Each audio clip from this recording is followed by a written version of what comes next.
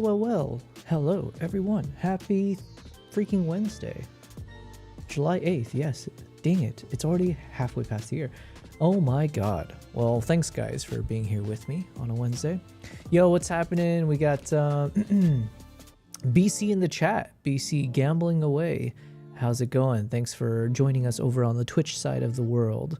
And we got average profile picture. APP, I'm here, not for long though. Anyone else here? Well, I'm here. That's all that matters. Thank you, APP, for saying hi. Can't hear you very well. Ooh, hold on. Let's see. Test. All right, if I speak at this volume, how is it? Did I adjust the settings maybe? Every once in a while, I feel like I press some buttons and then things break down. All right, let's see. I'm using the Rodecaster. Ah, that's why. Why do I have this down to negative? Wait, no, this should be fine. Still pretty quiet? Okay, hold on. But if I do this, I'm also turning up the music. Hold on, let's turn down the music.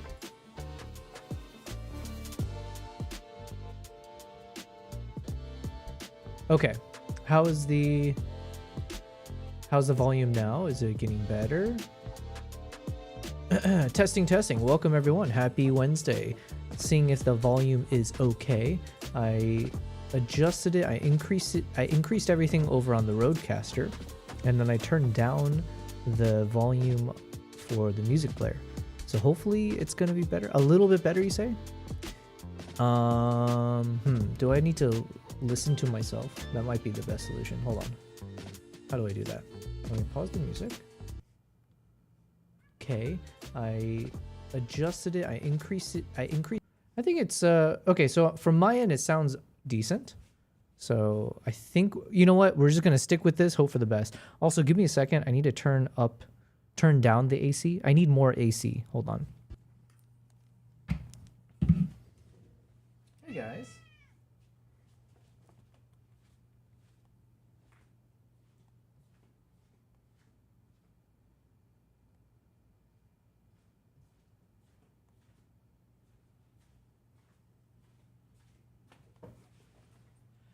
My god, I forgot. We're in the height of Dubai summer, which means everything. Well, it sounds like the whole world is on fire for what it's worth.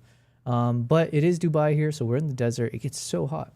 So my AC bill is never cheap. Right now I have it set to 21 degrees. That seems to be the nice sweet spot for me. All right, anyways, what was I saying? Welcome guys. Happy Wednesday. Let me give a quick little introduction to who I am. My name's Yobel. I go by YobelPrize. I am now a multi-live streamer, so I try to stream about 4 to 5 times a week. I think right now the schedule, I'm aiming to do Sundays through Thursdays. That's my new schedule I'll try to tackle. 6 p.m. until 10 p.m.-ish from Dubai time.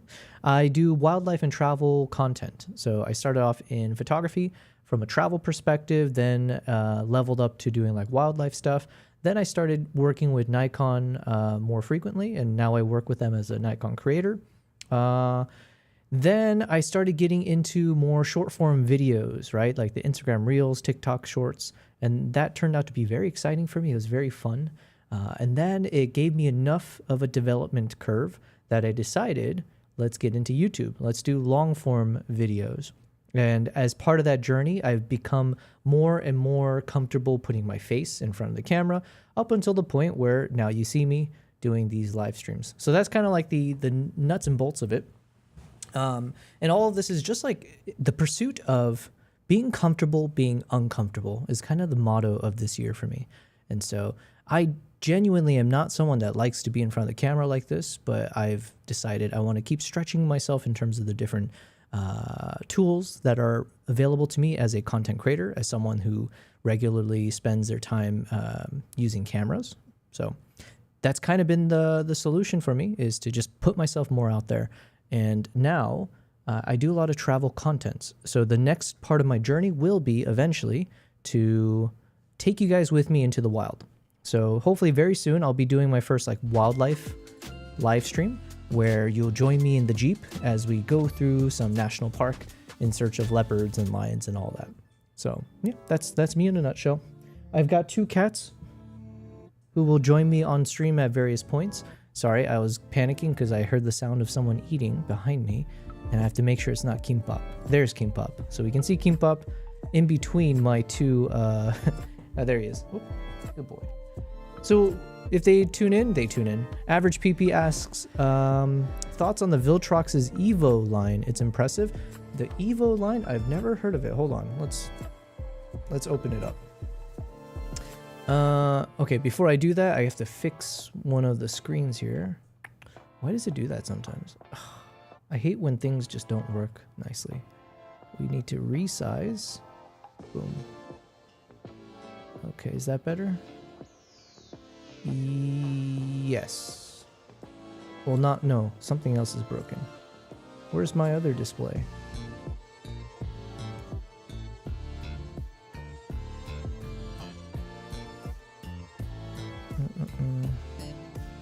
Okay, I see one of my displays, but my other one isn't. Here, okay, in the meantime, let's look this up. You said what? Evo? Viltrox Evo. I have a Viltrox. The only Viltrox lens I have is the 14mm f4, which I bought recently. And I quite enjoyed using it. It was quite nice. It's very lightweight. I don't know if it's part of the Evo though. Let's see, Evo 14mm.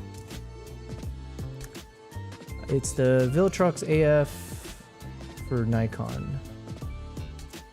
So my assumption is going to be I've never tried the Evo. This is part of the Air line maybe?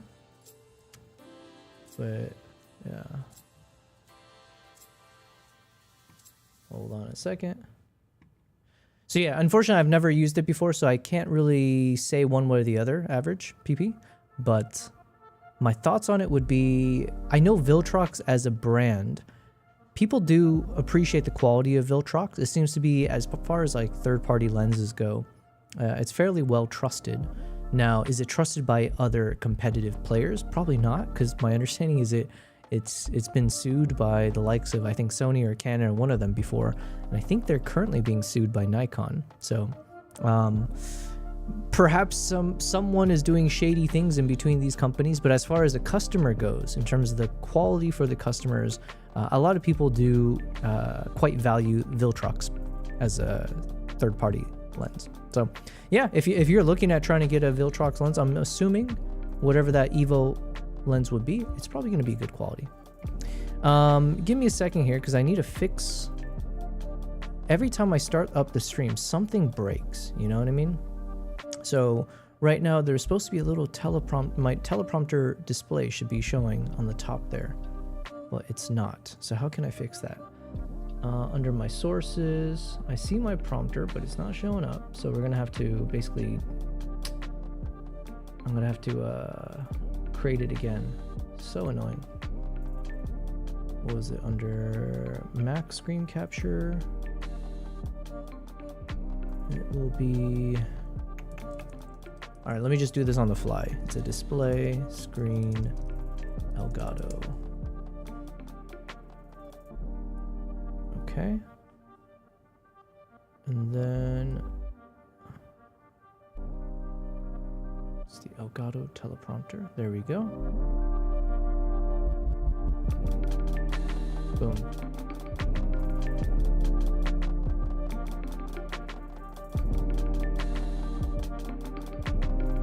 Something like this, I think it was. And then...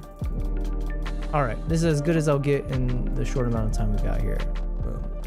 Cool. So now I've got my browser up there. We got the chat. We got everything else functional. Cool. All right, now we can do a proper stream. So, anyways, yeah, today, what is on the agenda for today? Well, today I am finally getting into the chimpanzee photos. So it's been I've been kind of crunching through some of the Uganda photos over the past 2 streams, I think. We were just editing photos, leveraging my Lightroom adjustments, and then also utilizing Dehancer. And I think the effects have been quite juicy, all right, if I do say so myself. Let's see if we can refresh ourselves. We were 5-star. These are the photos so far that we have edited with Dehancer. So I started off with the shoe bills.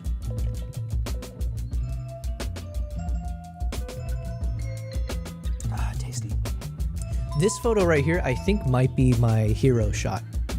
I think it's my favorite one so far that we've edited from this series. So hats off to the shoe bills. We had 2 versions for that one. We had the super wide angle style. Okay, and then so yesterday, this is what we started editing. So we moved on to the next day of the trip. And so here I flew to a different part of Uganda, and then I was doing a bit of casual edits as we were on our way to chimp territory. So I had some cool shots with the motorbike. Again, shout out to Dehancer. That's been a really key part of the grading process for me. This one we went with a bit more of like an autumny feel to it. Some drive-by shooting that I was doing on the road. Then here was an interesting challenge because we had a bunch of these baboon shots, but I was shooting directly against the sky. And so it was like pretty bad exposure behind the baboon. So I decided to just kind of turn it into a black and white concept. This one, I was just going for some symmetry, and I decided to do a bit of like a punched in portrait style and play with the lights and the shadows and make it a bit more of like a darker concept. Quite like it. Hold on, let me open it up in the appropriate manner. Then we did our very first chimpanzee photo edits. So I think that's it, right? Yeah, so then this is it. So this is as far as we got. We got to 3 versions of this one lounging chimp shot. So now that's where we are. We must proceed to the next shots, which is...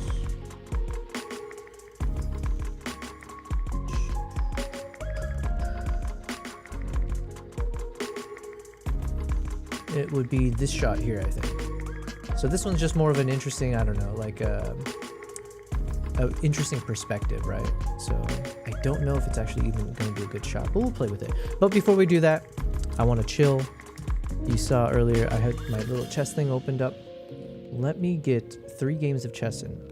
Well, let's get 2 dubs. I need 2 dubs, and then we can move on. All right, what is my rating for today? It's at 1604. The highest I think I've ever gotten with this like 3-minute blitz chess or whatever it's called, I think I reached a little over 1700, but it was pretty short-lived.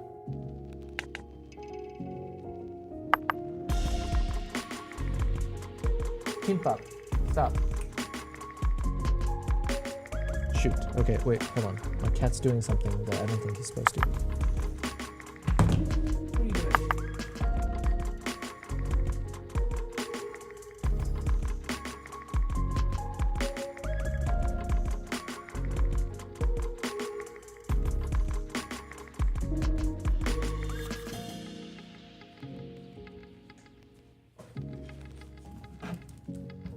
Oh no, we're running out of time. All right, we're still gonna win this one, even though I just had to do a little emergency break. Oh man, I'm off my groove now. Cats will do that to you.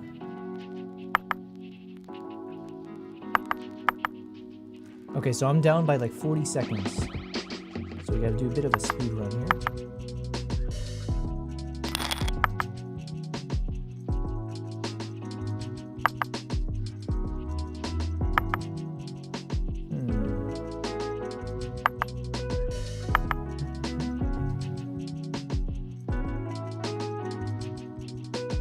I think he's gonna move his knight there. I don't know why, I just feel it. I feel it in my bones. Okay, I was wrong. It's okay, we can't always be right.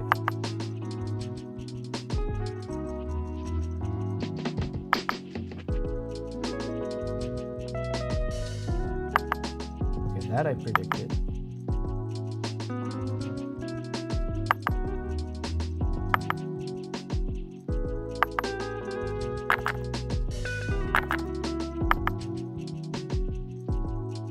I'm just kind of going fast here with no regard for making mistakes because I am down in time.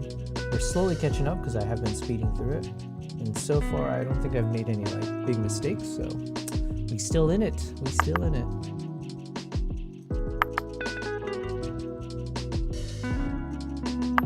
Now the good thing is I've got this, I've got my queen and my bishop lined up in a straight line, so we could do some damage at some point here.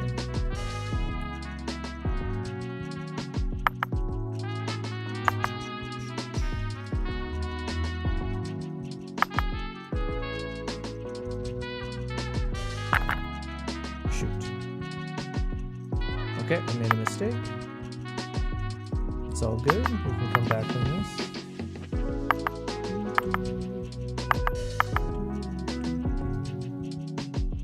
What do you do? Draw me?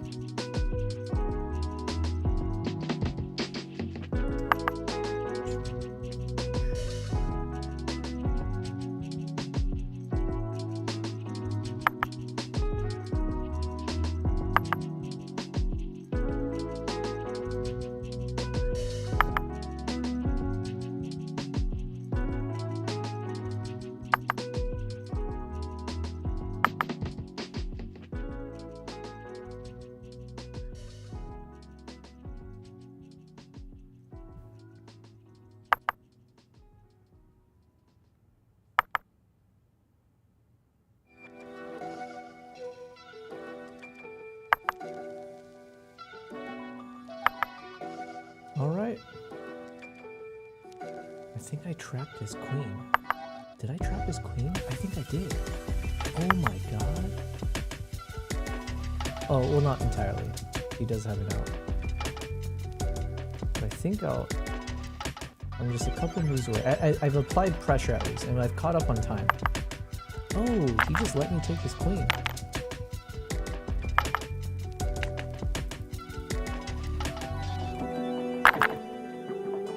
Boom, just like that. And we're ahead on time. I've got the...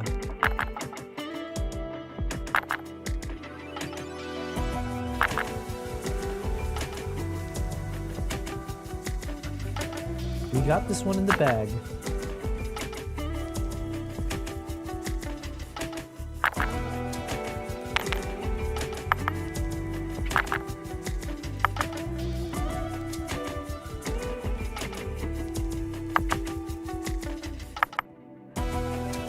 Okay, I can still lose on time, so nothing hasty.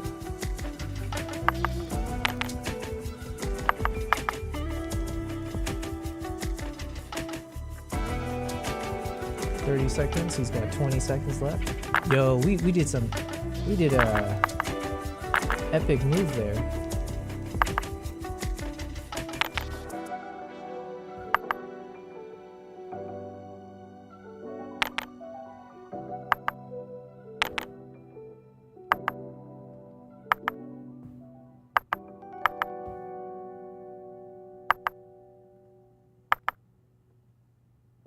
You know what? Should I do a trade?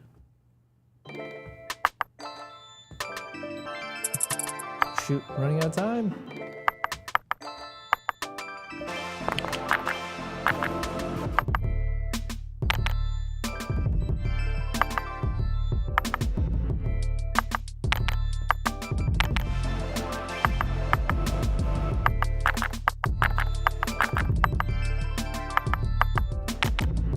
Boom, we got it. Hey Nala, what's up? Alright, we got the dub in. Average PP says, I'm back. Is this chess or what? Or what? Or photo editing? Yeah, I fooled you, man. You thought you were in for a for a photo editing stream? You thought wrong. I usually like to wind down before I get into my photo editing proper. I like playing chess. It's a nice little brain warm-up, if you will. So usually what I like to do is I try to play 2 games. Hopefully I win both games. So if I can get like 2 wins, then I feel satisfied. And then we get into the meat of it all.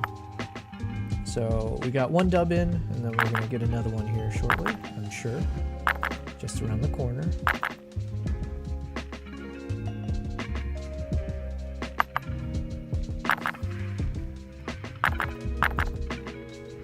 I think this is it. Yeah, this guy really made some big mistakes here.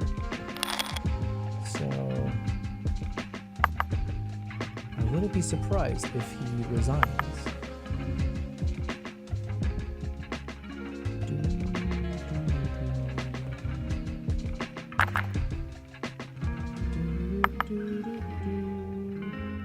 He's gonna move his... Okay, no. I thought he was gonna move his rook there. I'm gonna move my knight here. Oh no. Fine.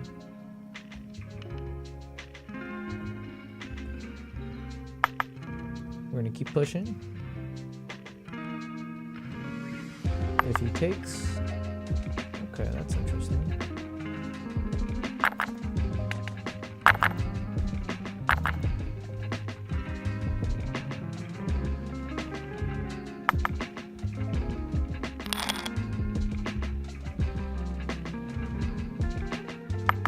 Okay, so this one's not as locked in as I would like it to be. I do have to be careful. Oh shoot, I made a mistake. Okay, now he's got the upper hand. Dang it, how did I go? I thought I had this in the bag. I made a rookie mistake at some point.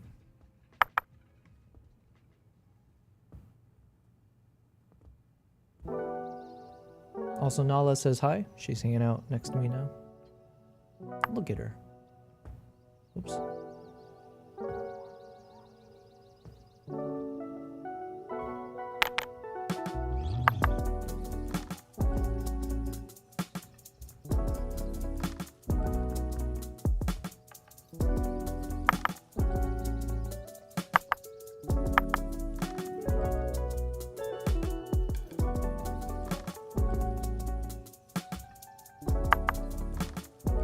Man, I really thought I had this one.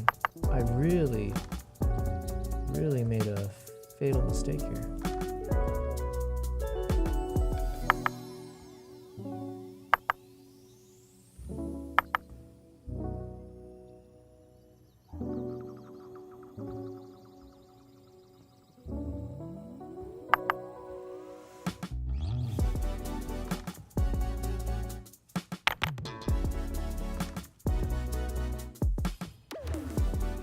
Okay, at least I got one up on him here. So we did recover, so we're now back to even. I gotta be very careful here. Now he's gonna get one up on me. If I'm not careful.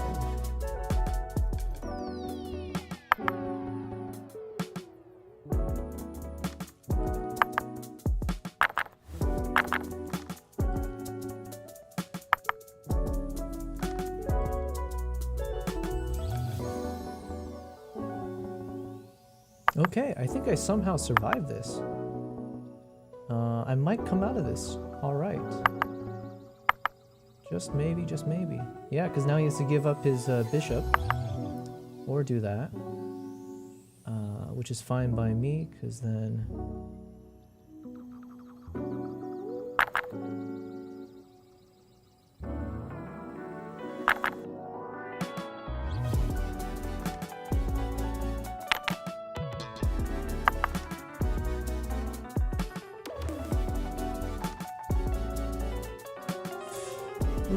what do I do here? I kind of messed up, didn't I?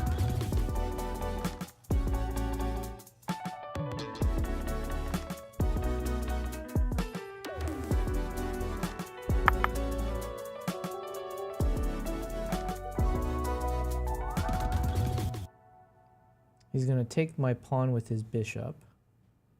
And then I'm going to have to back up my king.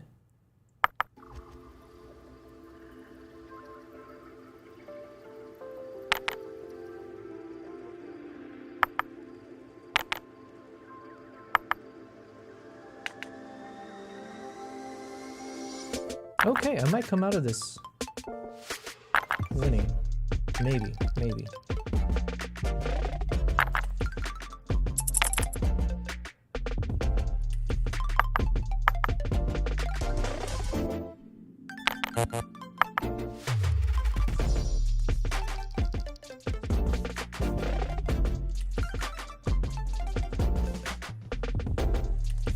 Okay, I might win on time.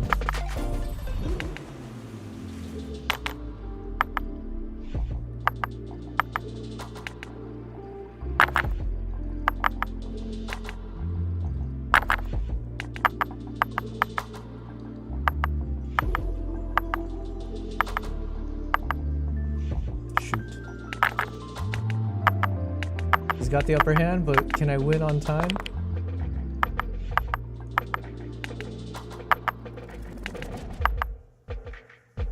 Ah.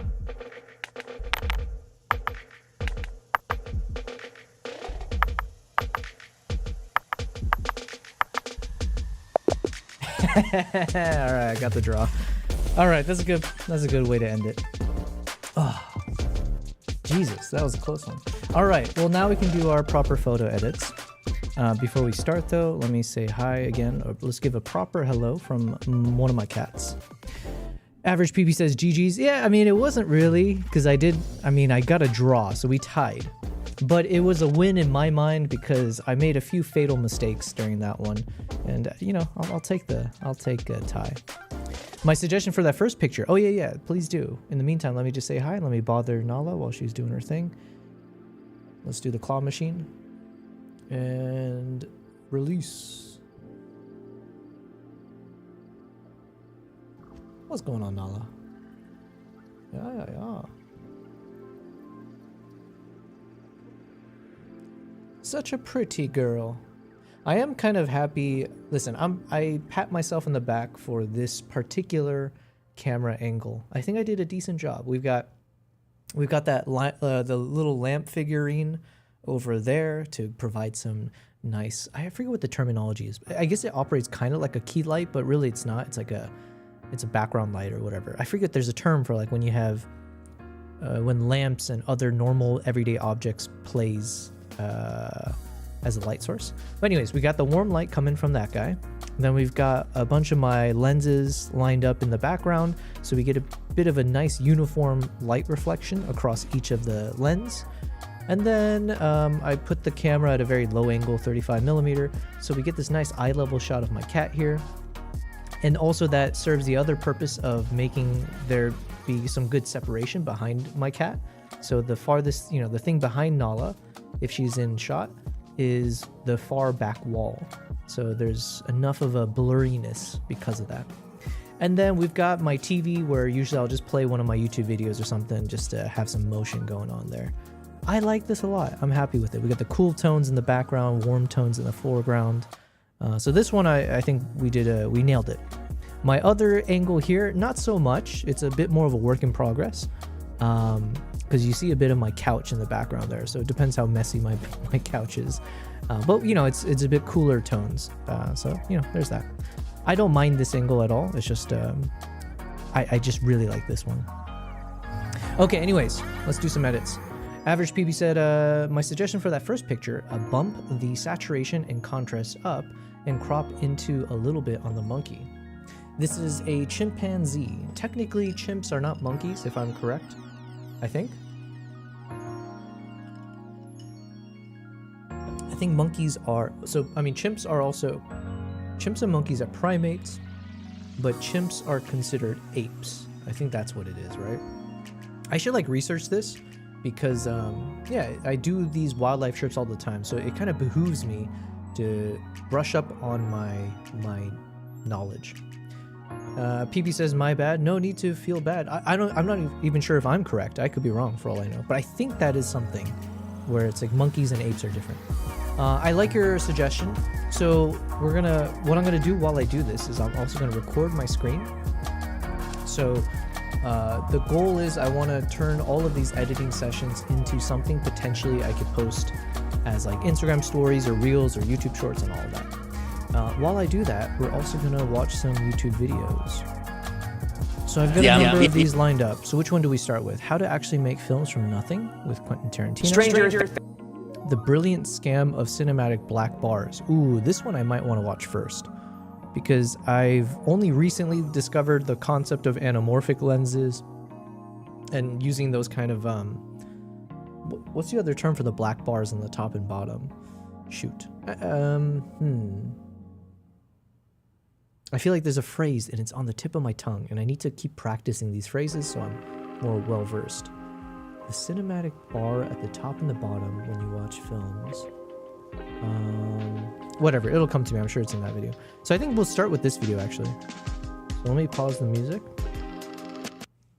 And we'll play this and then we'll start editing. Arguably Netflix's most important television phenomenon. Stranger Things. Arguably Netflix's most important television phenomenon of the last decade. One of the IPs was... Wait. That can't be right.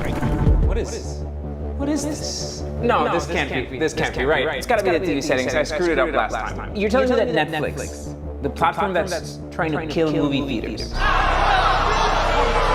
is making content that doesn't fit the screen where it's meant to be seen? Are you kidding me? True Detective is full screen. Of course it is. Game of Thrones, full screen. So what's up with Netflix? Now, the Hollywood answer to this question would be something like bars are cinematic. What does it even mean, cinematic?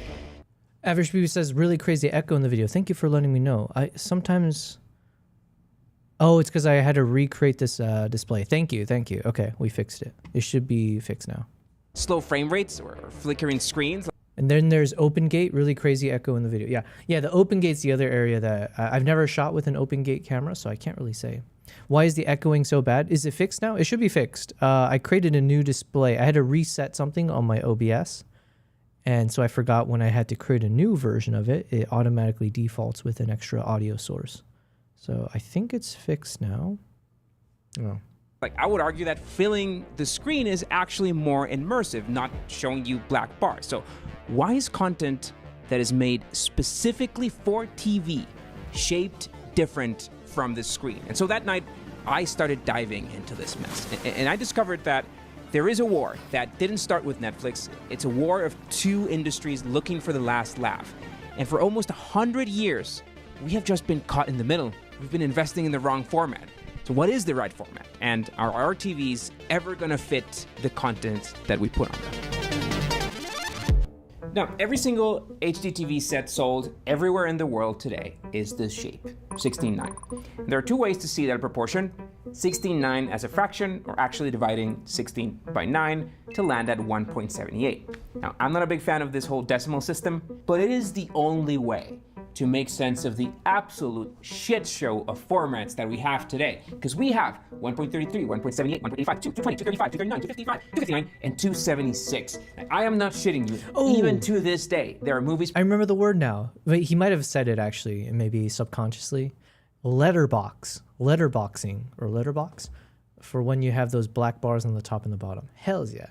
I'm gonna pat myself on the back. I'm gonna assume that he didn't say it, and I just remembered it. Produced in most of those formats. So here we have a shot from the opening of our film centers. This is the same shot shown captured on IMAX film format, just 15 perforations per frame. And this is that same image as it would look if it was captured on Ultra Panavision. Every single one of those numbers is a different reason why you have black bars on your couch. So how did we get here? It's very clear that these guys are to blame, right? It's Hollywood's fault, right? It is, and we're gonna get there. But the shape of our current TVs, 16:9 or 1.78, was not TV manufacturers trying to screw you. On the contrary, 1.78 was essentially like a peace offering, a truce, an olive branch. Okay, let me keep in mind, so average PP, you said bump the saturation and contrast up and crop into a little bit on the monkey, was it? Yeah, so I'll keep your suggestions in mind as I edit. But I think that's in line with what I was hoping to do anyway, so fingers crossed that we get some good results. APP says, what are you doing with the red haze? Oh, the red haze was just the mask overlay. It's just to show me where the effects will be taking place. And then once I apply my own effects, it disappears. So it's not actually there.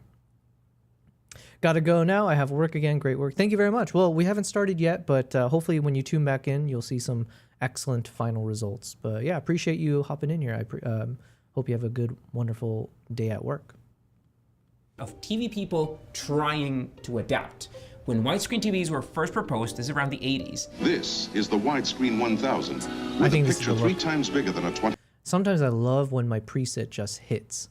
So I have a preset here called, somewhat ironically, it's called, it's part of my Forest series. It says Golden Monkeys. So, you know, like I said, not a monkey, but we got our chimp shot here. I like how the colors look. We'll probably make a few more adjustments, but this is the base for me. 5-inch diagonal set. The broadcast of television at the time was square-ish, right? Standard 4:3 or 1.33, which of course matched perfectly with the TV sets at the time, 1.33. But TV went through all this trouble, decades, to switch the devices and then the broadcasts to 1.78 to try to be better to watch movies. Now, I remember this time when you bought a good old VHS tape to watch at home, and you had two choices. You could get the original theatrical, which was widescreen. Great, you have all this wide content, the original movie. But on a typical 1.85 Hollywood flick, that would waste about 28% of your TV space in those black bars.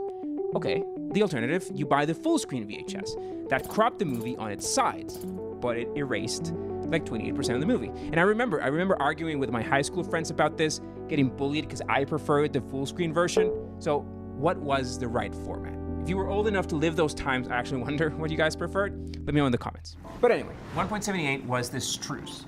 And it made sense, right? If you watch a 1.85 movie in a 1.78 TV, you're only wasting about 4% of the screen in black bars.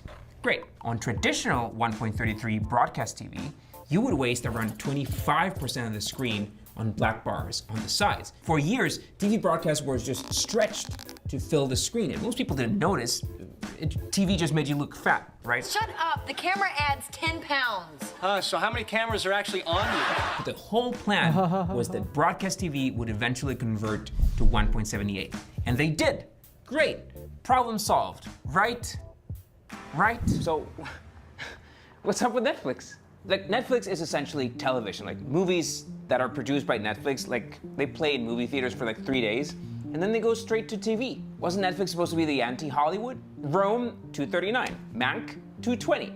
Marriage Story is 1.66. It has vertical bars. Why wouldn't they make it the right size? And what the hell is this, Zack Snyder? Direct to streaming and 1.33? Come on, I don't believe it, man. Now, these aren't accidents. This is intentional. They don't want movies to fit in your TV, but how do they keep getting away with breaking the format? The only way to make sense of what's going on is to go to the root of the problem. So let's go. Let's go to the root of the problem.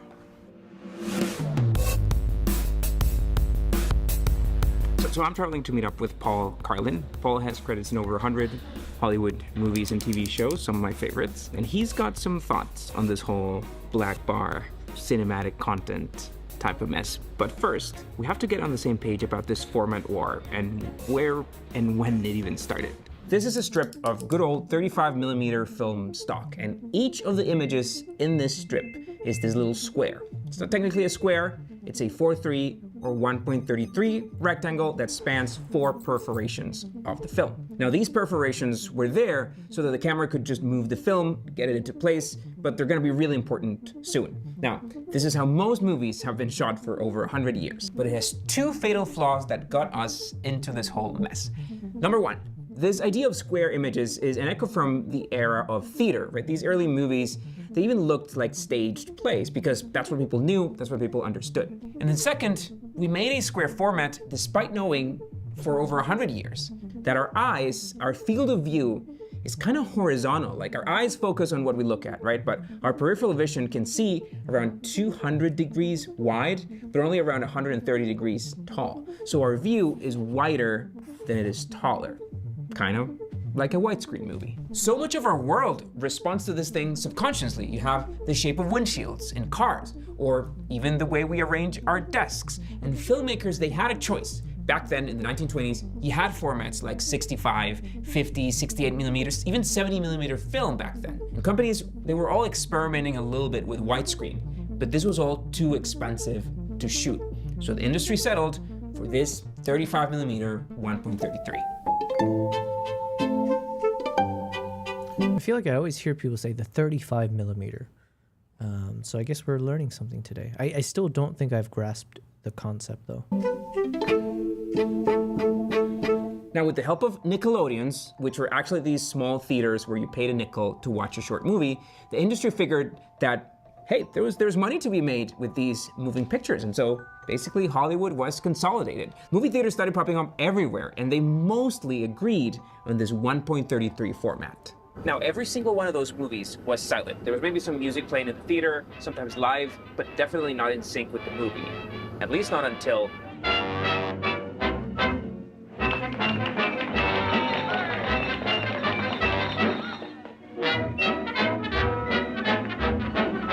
Sunrise was revolutionary because it had a soundtrack that was synced to the movie. And they did that by actually placing this visual soundtrack print on the film. And a new format was born, 1.19. People, of course, loved sound, but they hated the square shape of this film. Again, because our vision is horizontal, it's widescreen. So 1.19 didn't really last. But the sound definitely stayed. This soundtrack that got printed on the film was a very clever solution. And so the Academy, responded by standardizing and establishing this official Academy format of 1.37. And 1.37 was just as wide as 1.19 in the film, but they placed this gate on the camera that cropped the top and the bottom of the image just to make the image look a little wider. You would think that switching would annoy all these movie theaters back then, but really back then movie theaters were owned by the movie studio, so it was kind of their own problem. So everybody adapted, everybody followed suit, and they lived happily ever after. No, of course not. A literal war was just brewing. Now, in parallel to all these changes, television had been invented. And this was very different. This was an electronic signal. It wasn't chemicals on a film. But TV was, after all, moving pictures, which people loved. And they loved from the comfort of their couches. Now, back then, you had a bunch of different TV formats. You had 1:1 full square TVs. Some of them were vertical. But in the mid-1930s, TV people started to adapt to something that started to look like movies. You know, so we can all live in peace and harmony. And TV went with 1.33. They didn't get the memo that the Academy had switched to 1.37, but also this squarish format was easier to work with for electronics. Now, 1.33 was so close to 1.37 that it didn't really matter. But for an OCD like me, the fact that there is this gap in time where the two were almost in sync, but that never really happened, man, that just breaks my balls, you know? Because this is the exact moment that the black bars were born. Because TV emulated movies, but they missed by just enough to guarantee that nothing would ever fit perfectly again. For the non-OCD people, 1.33, 1.37, it's the same. They coexisted in peace. I mean, not in peace because there was a war. It was literally World War II going on, but peace between Hollywood and television, I guess. But two catastrophic things happened in the 40s that would burn black bars into every screen forever. First, TVs finally became a thing. From 1% adoption in 46, by 1954, 55% of homes had a TV. So you could get the moving pictures in your couch. And second, that Hollywood monopoly of owning the theater, the studio, the actors, that got broken up by the Supreme Court. Okay, I think we got the shot.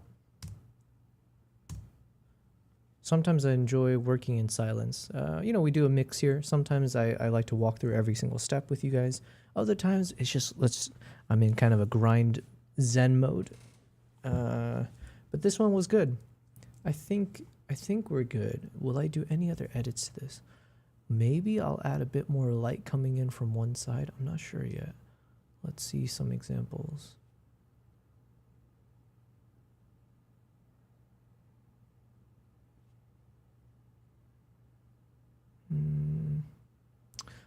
I don't know. I didn't mind the light on the right side, but I feel like the problem with having a light source on the top right is it reveals a lot of messiness, right? You're seeing a bit more easily the blades of grass over in the background there, which is a bit noisy and messy and distracting.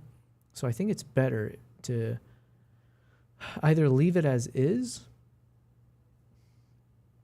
or accentuate the light over on the top left, but keep the other side darker. I'm looking at my thumbnail to kind of get a sense here.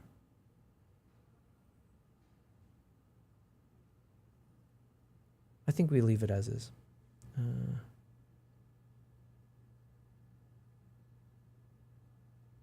Here, hold on. Actually, we'll do this one, but then let me readjust it a bit.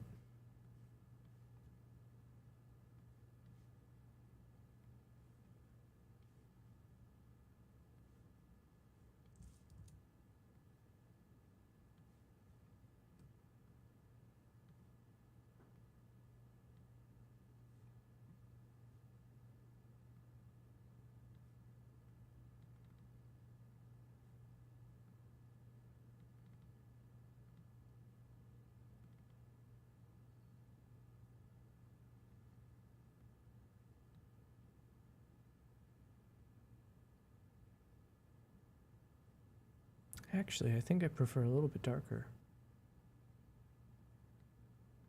And I think I'm going to crop it a bit just because there's this little ugly stuff on the top there, that top left. So we're just going to chop that part off, yeah? Okay, now we're good. We're Gucci on this one.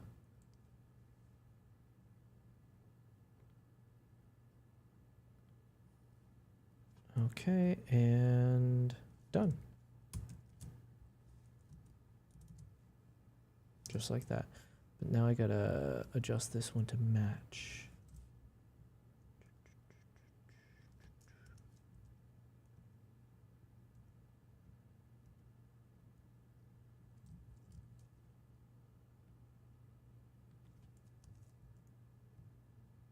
Okay, close enough.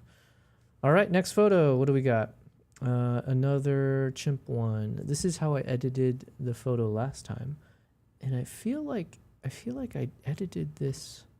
Did I edit this with Dehancer?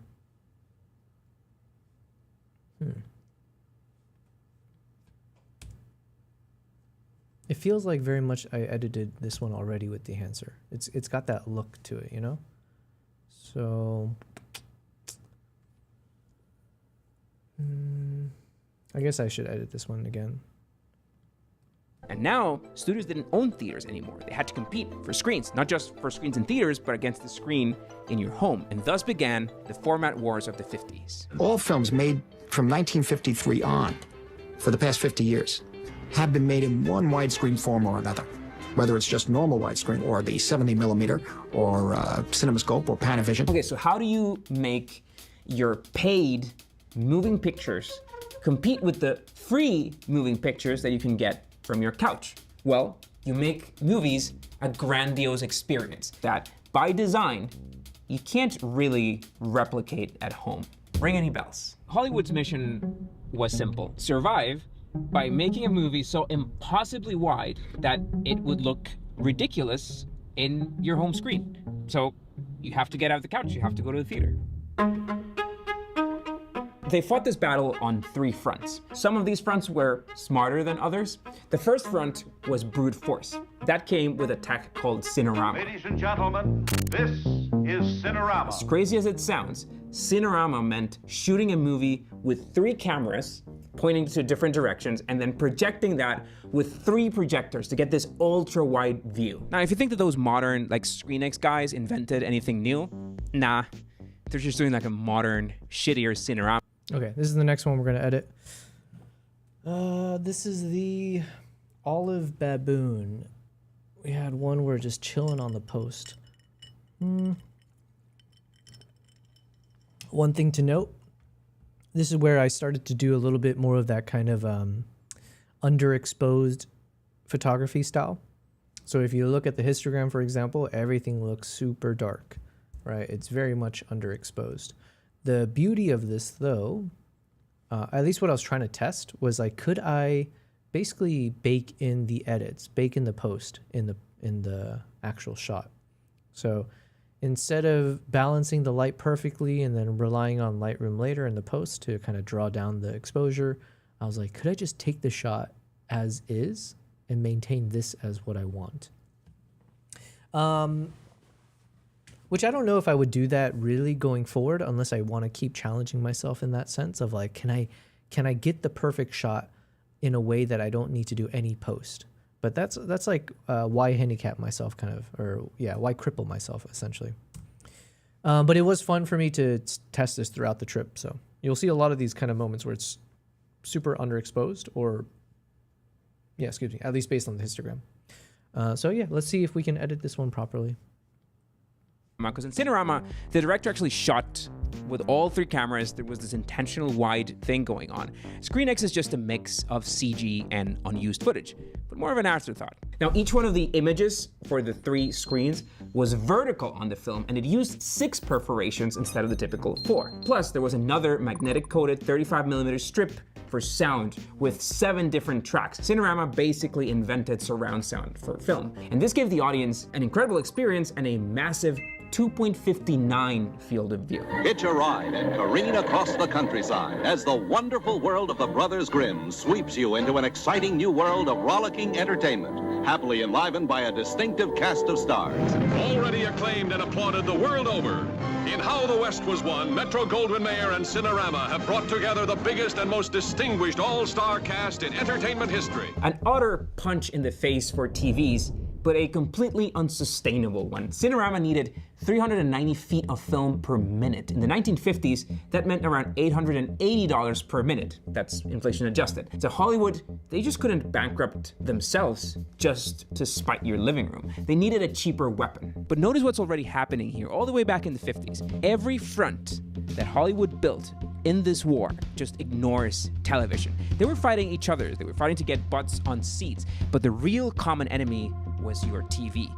And the more incompatible this format was with your 1.33 TV set, the better. But anyway, if strapping 3 cameras together was too expensive, how else do you stretch an image to defeat the TV people? Well, you change the canvas. So another approach was running the same 35mm film sideways through the camera instead of vertically. So if you're into the whole IMAX 1570 thing, these advanced tickets to the Odyssey, that's where this idea comes from. Are you okay? As someone who got IMAX 70mm Odyssey tickets, I'm in a very unique position. But I'm gonna get to that movie soon. So instead of 4 perforations per frame vertically, now you have 8 perforations horizontally. That's double the negative area, double the resolution. This was called VistaVision, and it was a hit.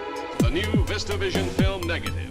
Twice as big, twice as clear as the old-style negative, bringing brilliance and glowing colors never achieved before. Now this format was 1.5, which happens to be the exact form factor that we still use in modern SLR sensors to this very day. But remember, widescreen was the trend. So even though stuff was shot in 1.5, which is a more squarish format, studios would put film gates at the movie theater to turn films into either 1.66 or into 1.85. So we ended up with a movie, again, that was shot, that had the full picture on the film, but with some sections hidden when it was projected. In other words, that could have been more compatible with television, but they chose to go wider because, screw your TV. But the thesis of VistaVision was actually pretty solid, so why did it die so quickly? Hello. Hey. Welcome to Elite Finishing Lab. Good to meet you in person, Paul. Too. Yeah, you're beating our editing rooms.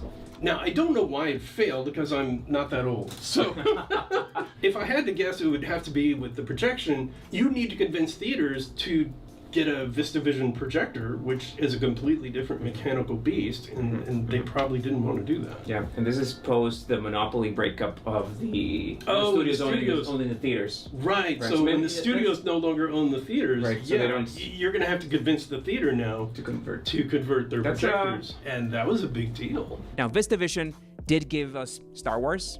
George Lucas dug up some old VistaVision cameras, and they used that to shoot the miniatures in the original trilogy.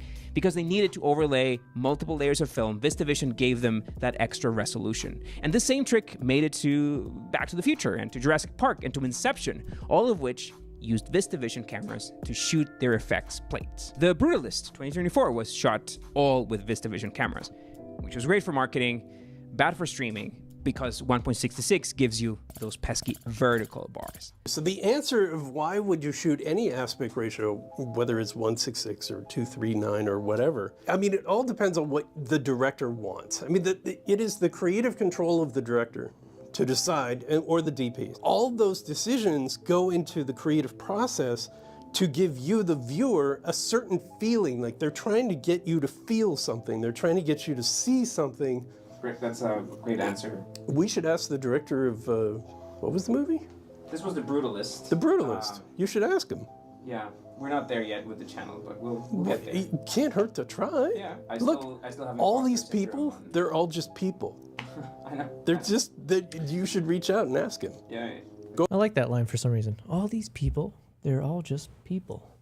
I mean, truth bombs, yeah. On IMDb Pro, find his agent, send him an email. Speaking of which, my God, he just reminded me. I'm supposed to do the same thing. I'm supposed to send a message to Coffee Yaboa. Didn't I put a note to myself? Okay, let me refresh the note. Do this task. I always forget what I'm supposed to do. All right. I don't know if this is gonna work, but let's give it a shot. I don't even know who I'm supposed to email here. Producer, manager, executive. Producing a video around aspect ratios. I know this is a long shot, but we'd love to have a chat with him about it. Thanks in advance. Send. We'll see if they reply. But remember, 35mm wasn't the only film stock around. In the middle of this format war, maybe it's time to go back and dig up some of these alternatives.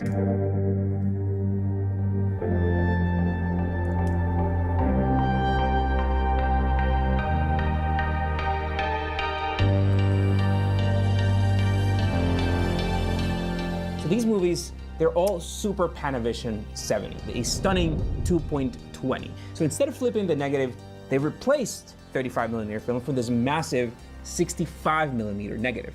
Okay, pause. This one looks pretty good. I like this. I think I'm happy with the results of this one. Hold on, let's get rid of that. So what was the before and after? Let's see. Let's copy the crop. Dun, dun, dun. Let's bring this over. Reset. All right, so we went from, was this it? I think this is the before. So actually, like I said before, one of the cool things is, as I was shooting this underexposed, I kind of think that it looks pretty good on its own. There's not much needed in terms of changing things, because the camera, I think, in my opinion, the Nikon cameras, they do a really good job when it comes to the colors that you get, especially with their glass. You get really nice colors usually. So the shot looks good color-wise, and because I underexposed it, it's kind of exposed nicely for the subject here. So really, this could work with minimal edits. Of course, we did edit though, so this is what I did within Lightroom. So just kind of fading it out, doing it in my own style. And then we took it into Dehancer, and I gave it a bit more of a greenish tone. And yeah, I quite like this. Dun, dun, dun. Maybe I'll do just a slight bit on the subject.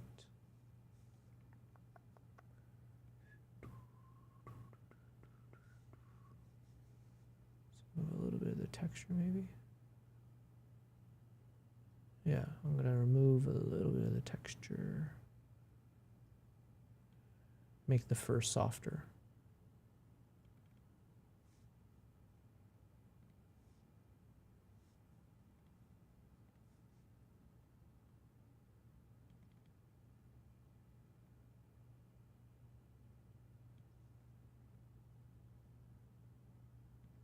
Okay. Me gusta. Next shot, we got a vertical version. Let's duplicate. Dun, dun, dun, dun, dun. This one we might be able to do a speed run if we just if I apply the presets that I just did from my past photo, it'll go quicker. Now, while you don't have pixels of resolution on film negative, we do have the resolution of the actual silver particles in the celluloid. And that's the grain that you would see, for example, on an 8mm or a 16mm piece of footage. And so by going to 65mm, you get these massive, grandiose, clear images. Here are the negatives compared side by side. Now, filmmakers shot in 65mm film stock, and they transferred those images to a 70mm film for projecting. That saved a little bit of money on this very expensive film. So the 70mm version had the image that was actually the exact same size as we captured originally, but it had some extra space that allowed them to place the soundtracks. By the way, so when I was a kid, we used to look in the ads of the newspaper for the theater that had 70mm. Oh, really? Yeah. Kind of like what we did And today. it back then, I believe it was 6-track mag sound. So it would say 70mm 6-track. And we would go to those theaters. I remember like looking at the newspaper ads in the newspaper to find the theaters that had, because that's how you knew showtimes before the internet. When growing up in Costa Rica, we had there was no 70 millimeter, no. No, that was not a thing. And we still use Super Panavision to this very day. They call it Panavision System 65 now, and it's what Nolan uses for the dialogue scenes, because IMAX is his whole thing. But before the Odyssey, IMAX cameras were just too loud to be used in any dialogue scene. So this Panavision system is what works to capture more resolution in the non-action sequences. But how does that fit in your TV? Like shit, of course, it doesn't fit at all. On 1.33 TVs back then, a Super Panavision film would mean about 39% of wasted screen space, or an equivalent crop on the sides. Now, even today, a 2.20 film, it still wastes about 20% of our HD TVs. But what if you don't have the budget for Cinerama or for 65 millimeter film? It'll be a lot easier with that. So here in Italy, there's a notable alternative, which is that Italian filmmakers in the spaghetti western era, they would use 35 millimeter film, but they would use only 2 perforations instead of 4. So they would get the widescreen shot, but they would lose a lot of resolution in the process. That'd be like us posting 480p videos on YouTube these days. Now, you might have noticed that Slightbean has started to operate a lot more like a media company lately, which for us has meant spending a whole lot of time writing newsletters and blog posts and titles and thumbnails. So, and we all kind of know that AI should be able to help us with that somehow. But the hard part is making those workflows actually understand context, because every company has context. We have our tone and our audience and our archive and our internal rules and the stuff that has been successful and the stuff that we want to say in every video, the stuff that we don't ever want to say again in our videos. And building an AI agent that understands all of that context usually takes time, and it takes technical skill, and it takes a lot of setup. And that's where today's sponsor, Nexus AI, comes in to help. Nexus is a no-code workspace for building AI workflows that actually carry your context with them. So instead of opening another blank chat window and re-explaining your brand from scratch every single time, you can build a workflow around the way your team already works. So for us, that might mean taking the source material from a video and turning it into a newsletter, or a blog post, or social copy, or ad copy, without having to rebuild a prompt every single time. So Nexus gives you access to all the major models. You get ChatGPT, you get Gemini, you get Claude, all in one place. But the most important part is that you can connect it to your actual knowledge base. So with just a click, you can connect it to Google Drive. So Nexus can reference your past newsletters, your style guides, your campaign notes, and all previous content. So the output is not what you get when you say, hey, just write me a Twitter thread. It's an actual context-educated output. It has the source material, it has the tone, and the context that your brand already uses. And if you need something more specific, you can describe the workflow in plain English, and you can build it without writing a single line of code. That's the difference between using AI as a one-off chat window and using it as part of your actual content operation. So what used to mean switching between all these 5 different tools, or copy-pasting your context and cleaning up generic drafts, can all happen inside a single workflow now. And instead of paying for separate tools for writing, SEO, editing, or research, Nexus brings the flagship models, the content writer template, and a no-code workflow builder into one platform, which saves you easy over $200 a month. Plus, if you use my discount code in the description, you get 75% off. You can just click the link below and build your first workflow. Now, back to the Americas, because the last front on this war was basically to try to cheat on the optics, and they pulled it off. So how do you capture a movie that is widescreen, that looks good, without using twice the amount of film? Well, you squeeze it with this. This is an anamorphic lens. It's actually inspired by the periscopes viewfinders in army tanks from World War I. So the deal with these lenses is that they give you this wide view of the enemy, and it's what these guys did. So the first anamorphic approach was called CinemaScope. It captured this wide image, widescreen, and it squeezed that image into a 35mm negative. So this was, again, a widescreen image compressed to be about 1.9 to still have room for the soundtrack. And then all you needed to do was reverse that process when you were projecting the film with another anamorphic lens at the theater. That means that the negative, though, was always going to be stretched vertically, but that still let you capture this 2.35 widescreen format. And at that point, that was the absolute widest format available.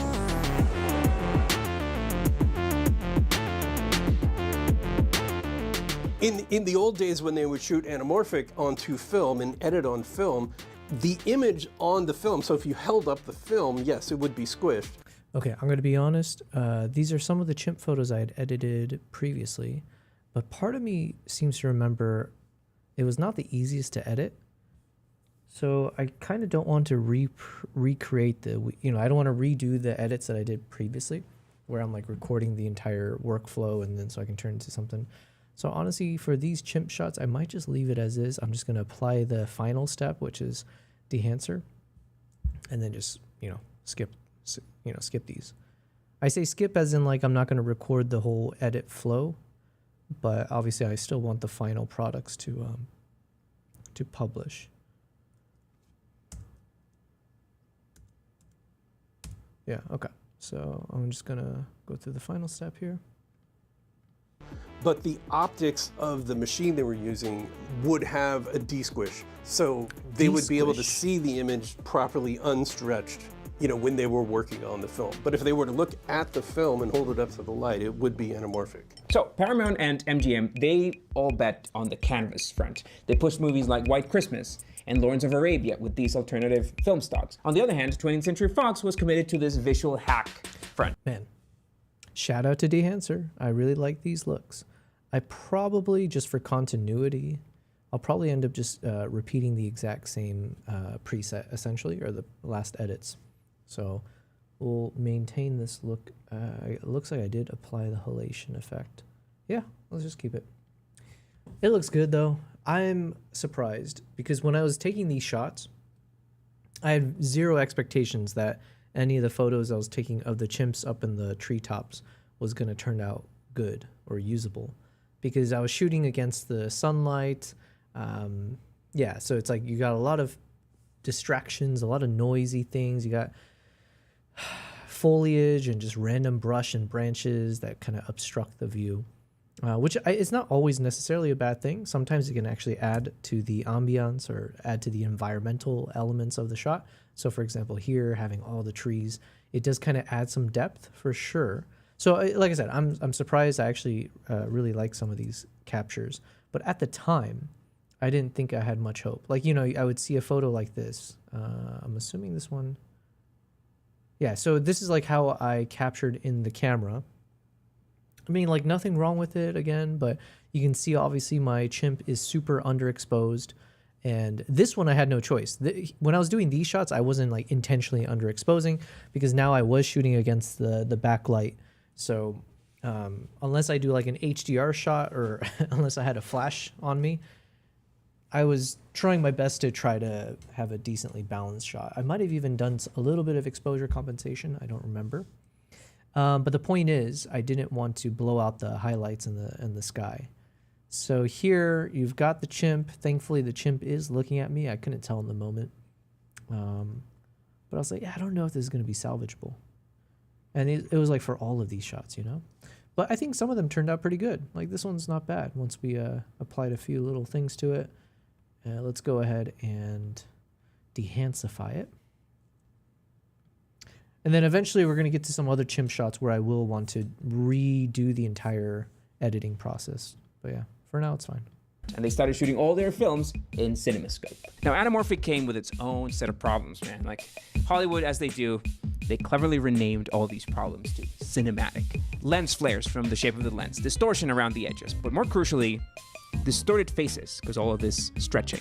Now, getting a stretched face, a deformed face, might have been a deal breaker for some actors that allegedly started writing into their contracts that they would not shoot anamorphic films. So Panavision, whose business was absolutely selling guns to this war, I mean cameras, of course, they helped the visual hack front by improving this a bit, which did land us a little bit by accident in another format called 2.39. But ultimately, the last laugh by Panavision was mixing these two fronts together. And so we got Ultra Panavision.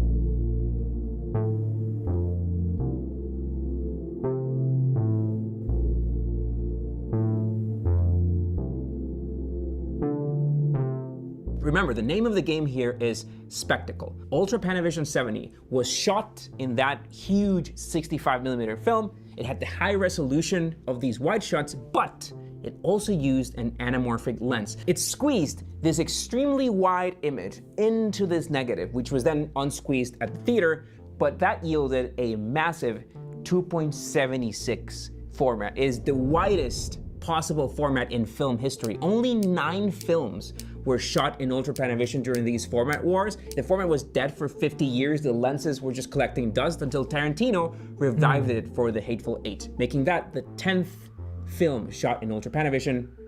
Not Tarantino's 10th film, though. These lenses hadn't been used since the movie Cartoon. And I took those lenses when we flew to our locations in Telluride. And the test came back, and now it's up to him to... What's happening? We got King Crook in the chat saying, I'm here, I'm just getting work done and listening to Sensei Jobel. Well, thank you. I'm kind of in quiet mode as well. So I'm not sure how much you're going to learn from listening to me. But, you know, we got our trusty YouTube videos playing as our sensei collectively. I'll chime in here and there. Some of these shots, I don't... these are not going to be like my hero shots per se. So once I get to the hero shot, then I got to get back into the grind. These ones, I'm just going to copy the same edits that I did for the previous ones. Actually, these shots are not bad. I just don't trust myself to recreate the... Could I recreate this? Let's see. Did denoise, crop. I just applied a preset. And then shadow, subject focus. Okay, I guess this one I could recreate. Why not? Let's try it. Let's try it. Because I quite like this pose. So I'm gonna reset everything. And then just remind myself, it's the Muddy Buffalo one. All right. Cool. All right, I'm going to play the video. But thanks for being here, King Crook. I hope you have a good work session. Thanks for hopping in and joining me as we crush it. Do the grind. look at and say, how do we feel about it? Because I wanted to show them inserts, close-up, wide shots, landscapes, faces. All very cool, but absolutely incompatible with TVs. 35% of your screen is black bars, if you've ever watched this at home. Even more ironic, considering that Netflix actually released The Hateful Eight as a limited series. But that is kind of the point. These directors, they do not want you to watch the movie at home. Everyone talks about how great television is now, and it's pretty good, I gotta say. But it's still television to me. I imagine the 50s were like this wild west of new movies, new formats, new experiments, and if you were there and if you had money to afford these tickets, I'm sure you were in for a treat. But still, many of these premium formats, they just stopped existing after the format wars. And those that survived, they were reserved for like premium, big budget productions, only really a handful a year. Now this became a double-edged sword for Hollywood, which ended up restarting this war and giving us another mess where we live now. You see, the rest, like the typical Hollywood film, it was still shot on standard, non-anamorphic 35mm. That's about 75 to 80% of all films. So from the 60s through the 90s, a typical flick was just shot in Academy standard 1.37 and then gated down into widescreen. So the movie theaters would get this widescreen version in 1.85. So you get the widescreen that people expect in the theater without any of the other complications. A little boring. I'm being mean here, don't get me wrong. Some of my favorite films when I was a kid are just the boring, gated 1.37 movies, but those complications, I think they were part of the vibe, you know? The distortion, the flair, the spectacle of seeing something that you don't usually see at home. There's an artistic vision in those too. I'll take, for example, Wes Anderson. Like it or not, there is something unique about his use of squares and symmetry. And if you compare his earlier work to his newer work, you'll see that his vision can't be fully realized with the widescreen format. Another example is Roger Eggers with The Lighthouse. He deliberately shot that movie in 1.19, which is basically this claustrophobic kind of box that people hated back in the day. And that wasn't just this retro gimmick. He was intentionally using those massive black bars to physically trap his actors on screen. It made the movie feel anxious, like they were literally trapped inside this lighthouse that was closing in on them. Another movie is Mummy by Xavier Dolan. The entire film is this perfect one square. It made the character feel completely suffocated and trapped by his life. But in the exact moment that he finally feels free and hopeful, halfway through the movie, the character reaches out and literally pushes the black bars off the screen with his hands, expanding the movie into widescreen right in front of him. The format was part of the story. But back in the 1990s, the unintentional 1.85. And the 1.37 open mates, they backfired terribly for Hollywood. Because that original open matte capture was still physically sitting there on the film, so that made it really convenient to use those negatives to convert the movie into full screen for those 4:3, 1.33 VHS releases. In fact, because they opened up the top and the bottom of the frame, many of those VHS tapes revealed new parts of the movie. Titanic was a great example because the VHS version had more of the ship, more of the set design that we had not seen in the theater. This also happened in Jurassic Park as well, and in The Shining, where Stanley Kubrick was actually very intentional about shooting this film with an open matte to have all that extra footage for the eventual home release. It's almost as if the film had this special IMAX version exclusively for the home. So to my high school friends who argued that widescreen VHS were better, take that. Now, full screen had some value to it as well. That backfired sometimes because the extra frame also caught like edges of sets or occasional boom mics that sometimes made it to the full screen VHS tapes. But this is great, isn't it? Like TV compatibility, why was this bad for Hollywood? Why didn't they stick to 1.85? At first, Hollywood had no problems with this system because 90s TVs were still shitty. It was still very far from the movie experience. But the 2000s came with goodies for home theater nerds like me. Once you've experienced the Sony home entertainment universe, nothing else seems to matter. HD TVs with that friendly 1.78 shape, less screen wasted, then home projectors, and DVDs with their whopping 480p resolution. This is what happens when you watch DVD. And then Dolby and DTS, who had designed this digital audio system that also went in the negative on the side between the perforations, they started licensing devices so that you could get Dolby audio at home. And then Blu-rays, 1080p. Home movies started to look like the real deal. And then streaming, of course. And once again, Hollywood panicked. And just like in the 50s, Hollywood figured that they could just not let this stand. The theater experience had to be better, had to be superior, and it had to be incomparable to the home. They tried to answer that with 3D movies, though that didn't work for a bunch of other reasons. A video for another day, which we're already working on, by the way. But Hollywood found a way to strike back.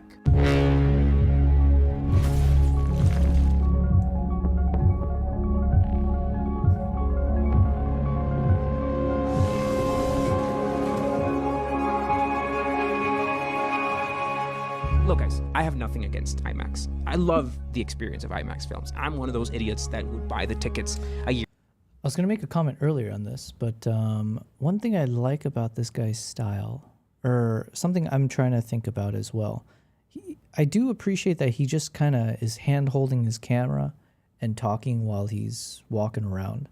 I did that one time for one of my videos I did about the Pidgeotech backpack.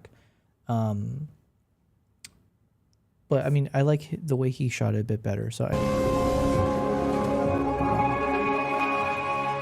Look guys, I have nothing against IMAX. I love.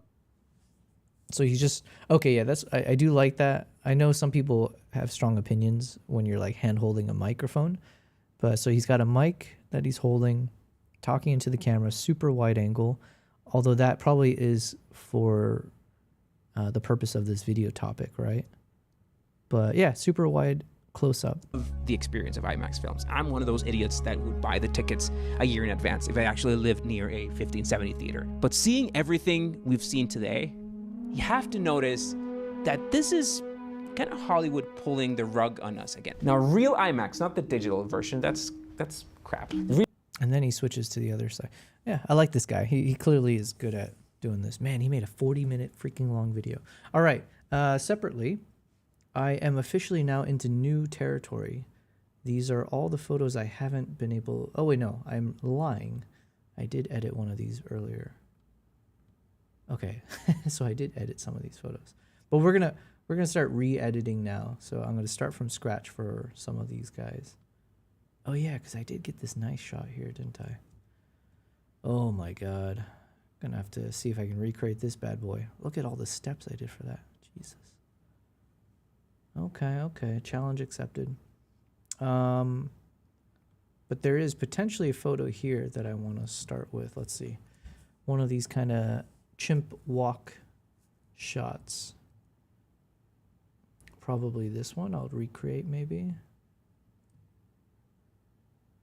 Yeah, let's start with this one. So I'm gonna reset everything, and we'll see if we can create some magic again. In the meantime, I think we're done with this video.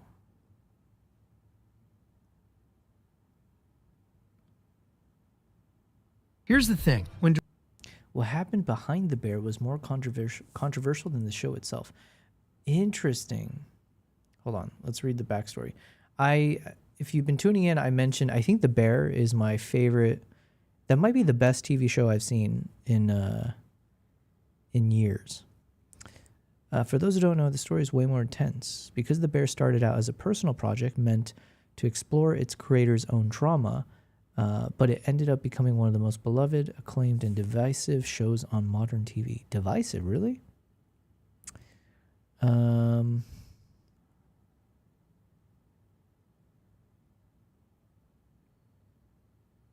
Okay, this one, it sounds like there's going to be a lot of spoilers in it, so I won't play that.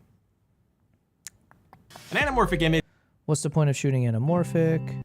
Zero to Nat Geo, a wildlife photographer's journey. That would be fun to learn. Japan Slice of Life, cinematic travel film, Sony A7C Mark II. And then filming Obsession on an LED wall. This one I'm quite fascinated to watch because I feel like everyone's heard of Obsession. Everyone's watched it, I'm sure. Yeah, I thought it was fantastic. And clearly, the majority of people agree with me because did it crack like 800 million or $500 million worldwide or something crazy? I thought the acting, everything about it was really clean, really nice. And it's crazy that it had a budget less than $1 million. So I think that'd be nice to know, how did they film it? Because there was a number of scenes there where I thought it was like, oh, it was really creative, well shot.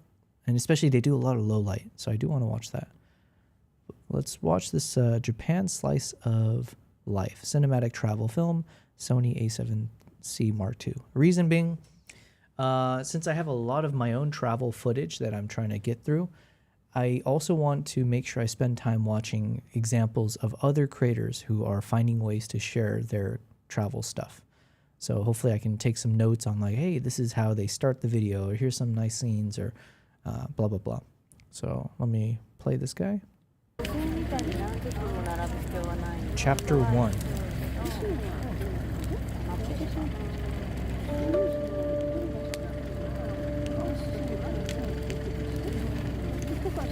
You know what? Literally, I think to the extent of what I was just talking about, I think I will try to start one of my episodes or one of my travel vlogs in a similar way as this, where maybe, I don't know if I'll do chapters or just the title plays. It was a very nice soft opening. You get some kind of ambient soundtrack that comes in first. What do they call that? Like a J cut or something? Yeah, so hold on. I don't want to lose this. Let me bring this over. Let's bookmark this.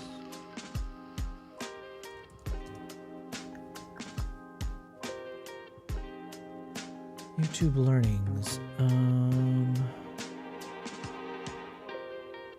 Just bring it over here.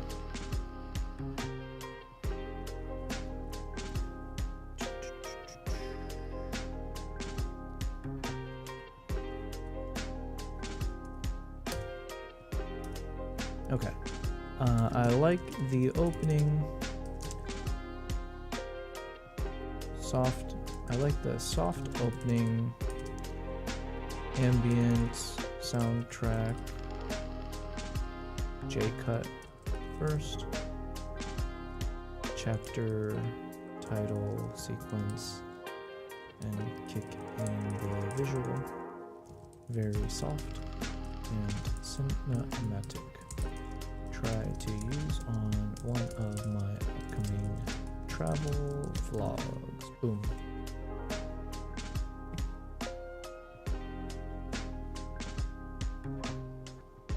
Okay.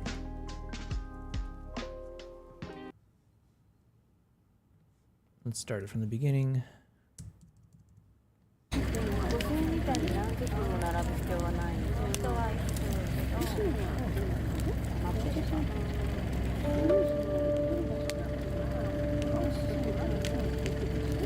All right, it's a really nice opening. It's making me think. I'm excited to like brainstorm on my upcoming videos with that.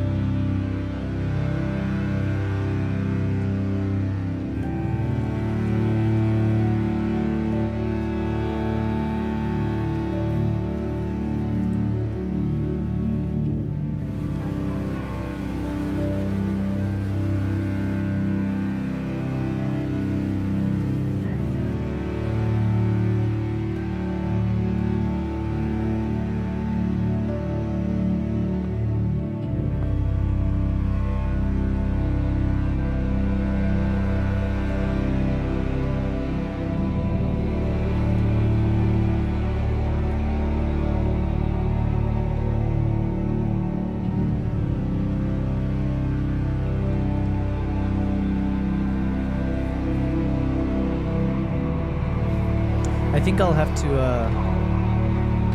have to apply this style for one of my future trips. Maybe not the ones I've done so far, because one thing I haven't employed on my 2 years or so of shooting and traveling, I haven't done a lot of these kind of still shots, right? Like where the camera's really not moving, you're just filming the world move around you. And I know that's supposed to be, I don't know, it wasn't intuitive for me to just like take these kind of moments and like these like slow moments and film them. So I need to do that more often in the future, because yeah, it's like very peaceful. Yeah, like it's like tripod shots basically.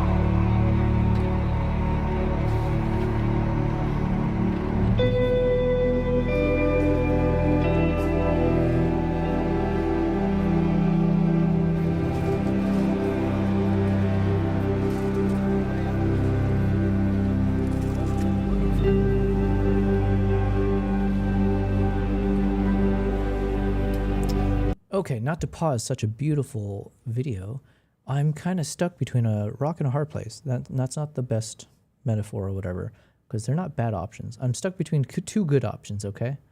A beautiful rock. Okay, anyways. There were two of my presets which I think I could go in either direction. This one is quite interesting because now I'm making the background super bright, but if we go with the direction where the chimp remains fairly dark and in the shadows, right? So you get more of a silhouette approach. Then having a bright background does obviously showcase the chimp more prominently. And there, it still ends up being a shot that plays on lights and shadows, right? Because then the right side of this image is still fairly dark, and then it's just the back left side. So I kind of like this to work from. But I also liked this version where now the background is not that kind of exaggerated brightness all the way through. It's still fairly dark throughout. The greens are a bit more minty colored. But yeah, basically it's more neutral in lighting. And I'm stuck because I kind of don't know which one would work better. Because I kind of like how this one looks with some adjustments maybe.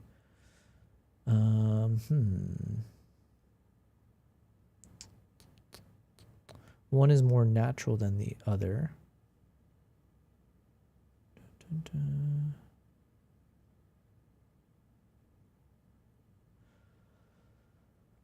Decisions. Not a bad place to be, but I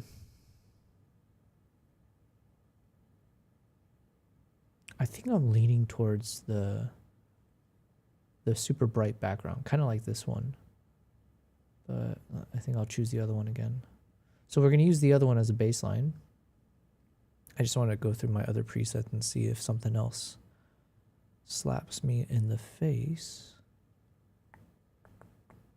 Obviously, this one's more neutrally lit everywhere. Okay, yeah, we're going to go with that one. And ironically, it's called, where is it? Wet Chimp. So we're going to use the preset that I named Wet Chimp on this chimp. I'm not sure if it's if it rained, but a dry chimp. All right, let's keep watching.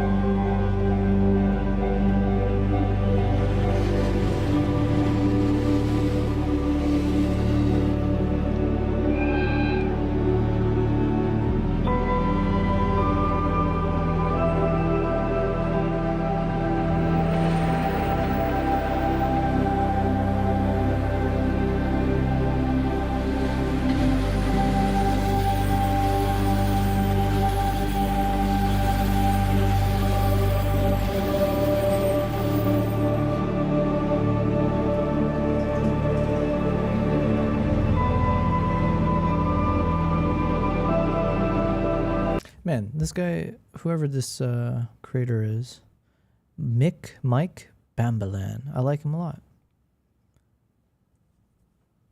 Slices of life. I like this. I might have to copy this kind of format. So yeah, very inspirational because it's already showing me that if I want to evolve, if I want to improve myself as a travel filmmaker, I really need to do these locked off shots. I need to set my ass down, set the camera on a tripod, and just like capture the world moving around me. I do too much of the opposite. So good learnings.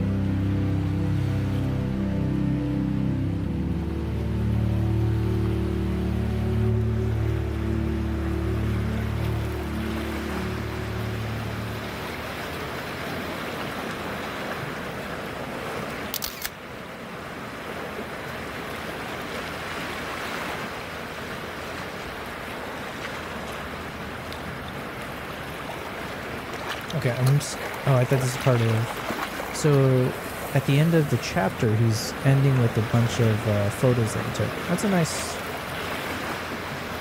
I don't mind that.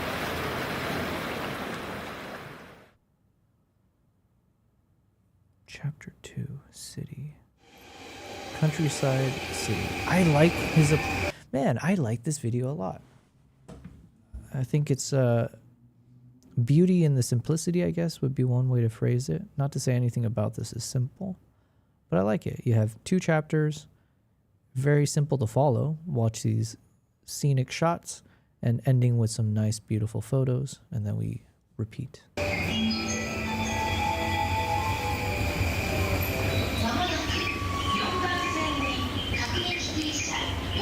This makes me want to go to Japan again. Oh.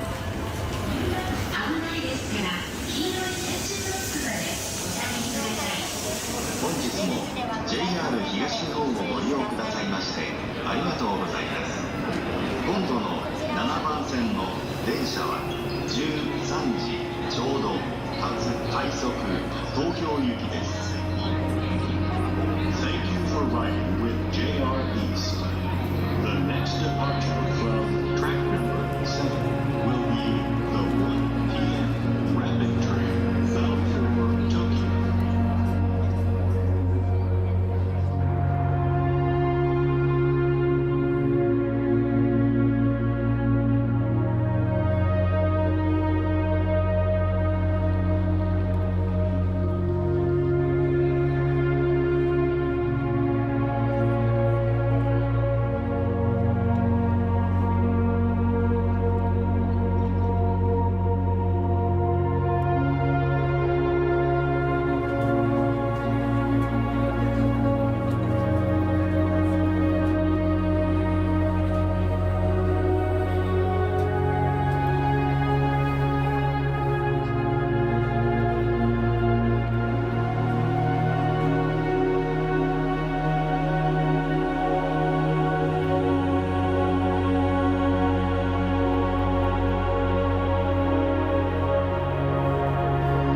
Also, excellent choice of soundtracks. Man, this creator is pretty damn good.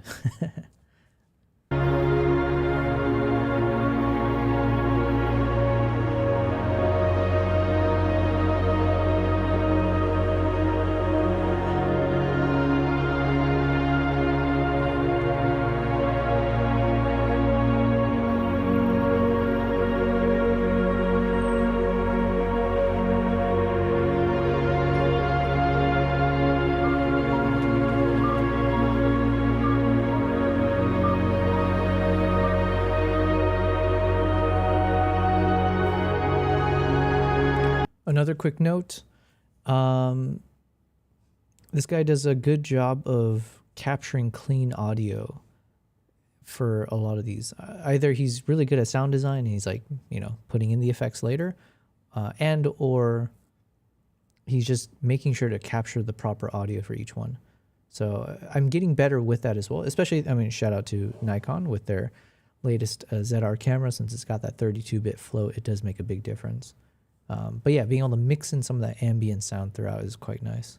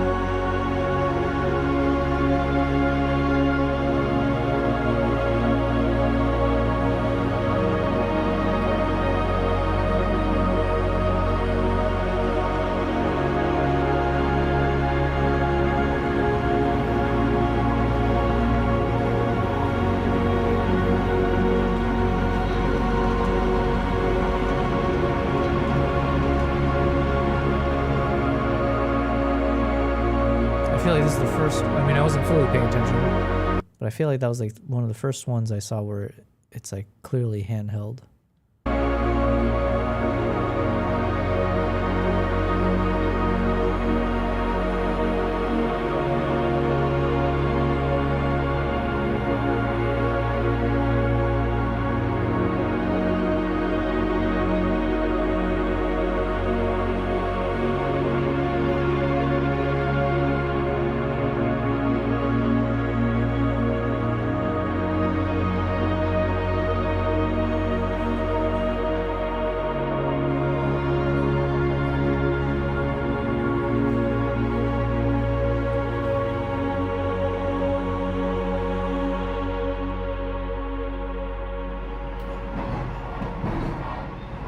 次は渋谷終点です。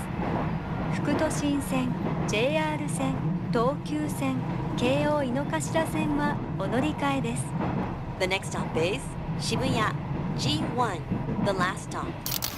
Please change here for the Fukutoshin line, the JR lines, the Tokyu lines, and the Keio Inokashira line.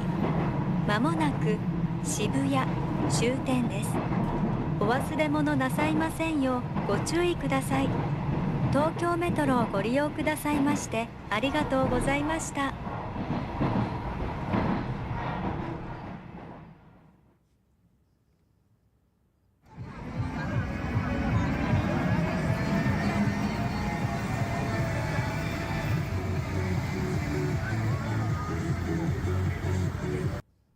Well, that was good. Man, that was really good. Mick Bambalan. Shot with the Sony 2470. Man, and it's also fairly simple. I say simple, I don't mean that in a bad way, but it's like, okay, so you shot with one lens, 2470, 2.8. Then he had his camera shot in 10-bit. And then an ND filter plus like a black diffusion filter. Man, this actually really makes me want to like book a trip to Tokyo right now and like just film for a number of days. I do need to plan some travels. I thought maybe I'd be traveling soon. I still might, but I just gotta, you know what? I gotta put some thought into it. Yeah, it makes me really antsy to just go out there and start shooting some more. Hopefully I'll be back in Uganda in the next few weeks, fingers crossed. And then I have the couple that I'm taking to Uganda in October. Okay. Great video. Hells yeah, let's learn about obsession. Warning, the following contains spoilers from Obsession. Viewer discretion is advised. I'm Christopher O. I was the gaffer. My name is Grisha Brahmana. I was the lighting programmer and Best Boy Electric. We were both part of the crew on Obsession.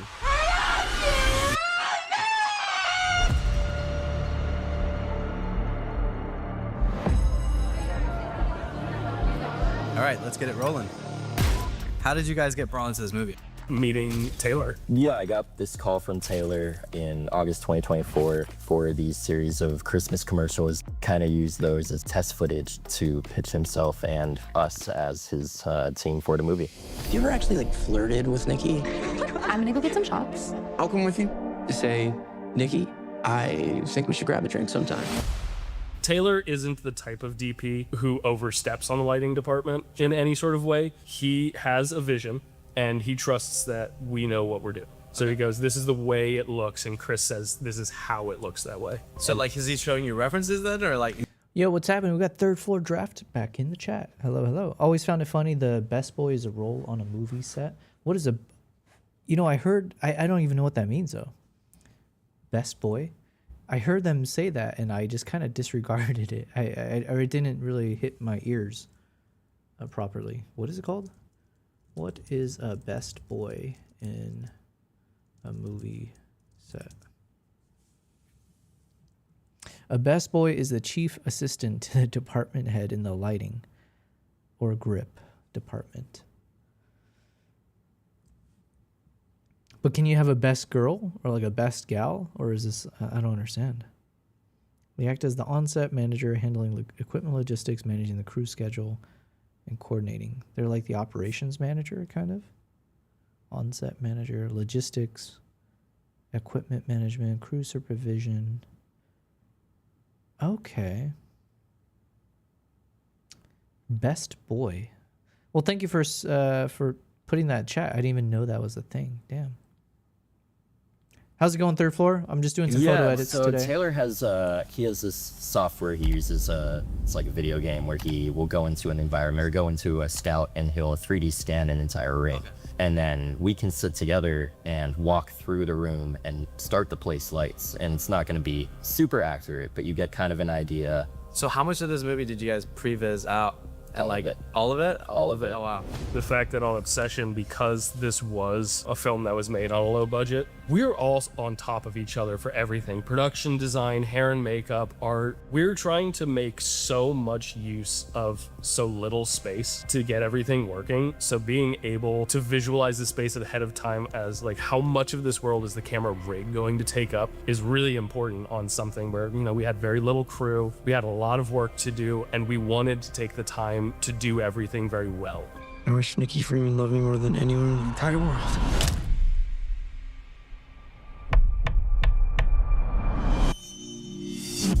I think we're gonna go chronologically through the movie. So the very first scene that we shot here at the studio, the driving scene at the beginning, it's Indy and Michael driving her home, right? For the driving scenes, we had 5 SkyPanel S60s on truss, and those we used to simulate the movement. Our key was a Cream Source SpaceX that we used to replace. Okay, so what is that? An LED video wall, an Arri Sky panel, and then the Cream Source SpaceX Octabank. Man, I wish more of. Actually, these are great. I would love to learn more of the behind the scenes.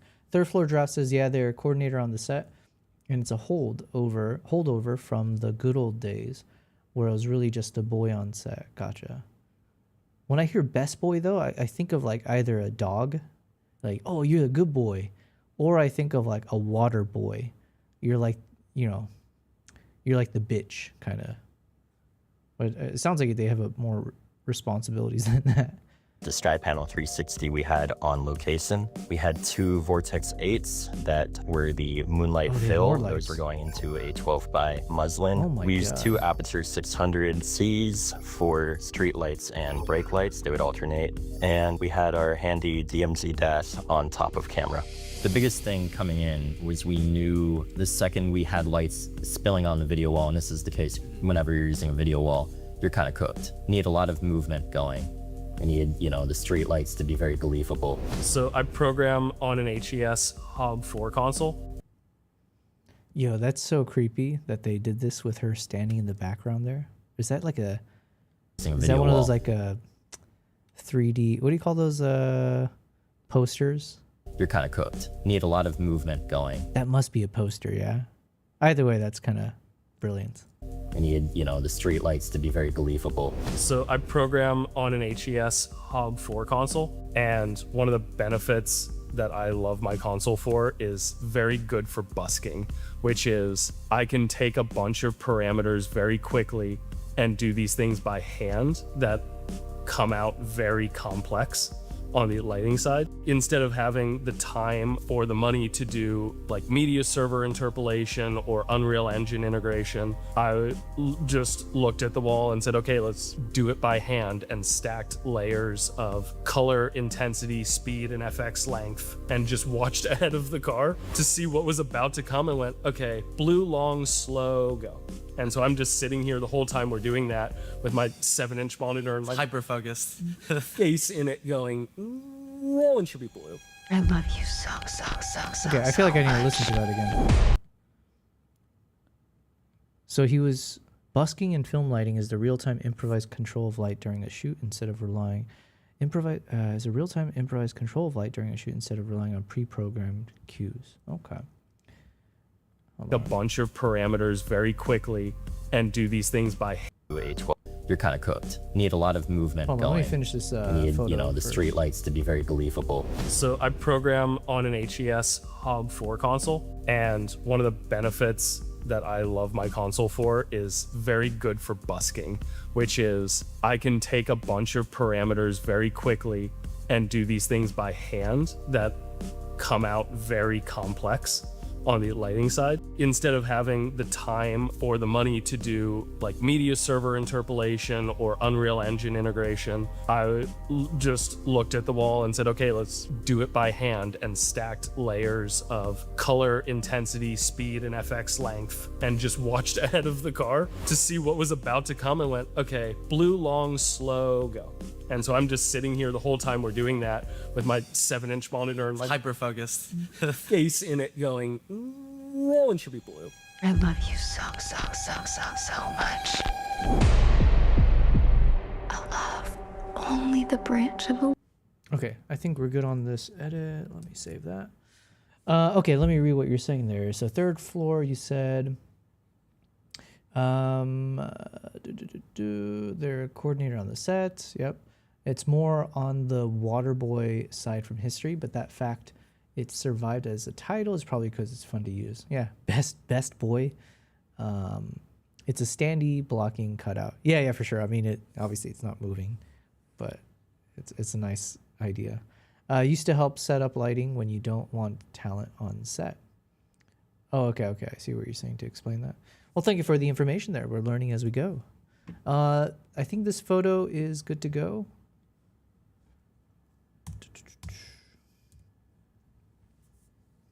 I decided, I mentioned this before, but one thing I found fascinating fairly recently is editing more of these like wider aspect ratio shots. So I think, and it's funny because we were just watching a YouTube video that was talking about the different like aspect ratios for Hollywood. But yeah, you see these wider stuff for video, for film, cinematography, but you don't necessarily see people applying it to photos as often, right? Usually with the single frame, people will either post it as like a 16:9, or nowadays for social media, you're posting it as like a 4:5 or 3:4 or something like that, vertical format. Or now you get the 9:16 for like covers for your reels. But yeah, so like in terms of like static images for these photo shots, I don't feel like I've seen it. And this could just be because of my own ignorance and my limited bubble and knowledge. But I feel like I haven't, personally speaking, I haven't done a lot of these kind of super wide angles. But very recently, I started playing around with this aspect ratio a lot more, and I quite like it. Not just this one, we've got even wider ones. So right now I've been playing around with two styles. It's the 16:5 and the 2.4:1, which I guess 2.4:1, that's close enough to the 2:3:9 aspect ratio that similar to film stuff. I don't know what the equivalent is for 16:5, but this one, the 16:5 didn't work because it was going to chop off part of the chimp. But with this one, the 2.4, we don't have any issues. And yeah, obviously we get that letterboxing, but I think it's pretty fun. So I'm going to try to do more of this framing for a number of my photos. And yeah, we'll turn it into kind of like a consistent series of shots that I try to do in this format. But it's been fun. All right, let's move on to the next photo. Willow tree could conjure. So the driving plates were shot in Atlanta. Did you guys see the plates ahead of time? Did you guys just manually set the colors and stuff? Yeah, so when we were pre-lighting our house location, Bear's house, we had 3 days to do that. And I was kind of running back and forth between that house and my team working there. Here, because we were doing tests on this video wall. And it was my first time doing process trailer stuff on a video wall. I've worked here before, I've worked on several other video walls, but never with movement. And I really wanted to be as prepared as I could be for that. I really enjoyed, getting to do it here and on a volume. This was a movie where we had a lot of intentional decisions made around things, and being able to do it here where we can, rehearse and have control and be able to shape everything that we're, putting into the frame in a very specific way is a tool that all... Third floor says, I have a 21:9 monitor, so I tend to retro crop down to that aspect ratio when it works. What is a 21:9? Is that close to 2.3 whatever? Is that the same thing? I don't know. I'm not going to do math right now. But that's kind of crazy. That sounds cool to do a 21:9. So it's like a super wide screen. Huh. Yeah, I mean, I guess in some ways I'm trying to do the same, right? So, for example, we're going to edit this one, and I'll probably follow the same thing. We're going to do some super wide. We'll see what works. All of us, every department took advantage of, and that really helped us with achieving a good look for this film. No, no, no, no, no, no, no, no, don't do that! So let's move on to the next scene. Bear and Ian driving. Everything was shot from the back, I think. It was like into the LED wall. Was there any change in the approach with that one, or did you guys do anything different? I mean, everything changes when we move the shots around, and I love that the thing we had to do here was every time we're, shooting French overs or coverage, is the camera was always here because the screen's always here. We're just turning the car back and forth. Okay, for this one, part of me is I could do the 16:5 and get that super wide angle, but since I already edited the previous shot in the 2.4:1, just for consistency, I might just keep it in the same. So yeah, I think we'll try this. Third Floor says that's a hard edit. The left facing is hard to compensate for. Yeah, I had that in mind, but I think I wanted to lean into that. So obviously he's facing into the wall, but I think I don't have a choice. So obviously, what can you do? But I think I'm okay with it. I understand that it does feel a bit claustrophobic, or, it's like walled off there. But you know what? Sometimes you do photography, you do the things to break the rules, and the upcoming shot, it's going to be same problem. So we'll see. We'll see if I can have fun with this one. To get everything, so we have to have a sense of both sides of the world and be able to switch between them. Honestly, for me, looking at the wall was way easier than parallel to it because of the control. Like, that was, once again, I think our hardest thing on set was keeping the lights off the wall. So when we flipped and all the lights were coming towards camera, way easier. Yeah. Okay. Vivian Gray, our production designer, she made controlling inside the car very easy for us with this consistent. It's more the facing away from the light, but yeah, it's wildlife, get shots you can. Oh, yeah, I can see what you're saying also, just in terms of how the lighting is. Yeah, I mean, we had a bit of harsh light here. You can see in the background, just a little bit of weird reflection, or like the face was slightly illuminated, and not necessarily in the best of ways. And I also, I mentioned this earlier, but I was also underexposing my shots intentionally. So, making my life a bit more difficult. On this shoot and a number of recent days of shooting, I would intentionally keep the ISO locked in at, like, let's say 100, and then I would just kind of shoot underexposed.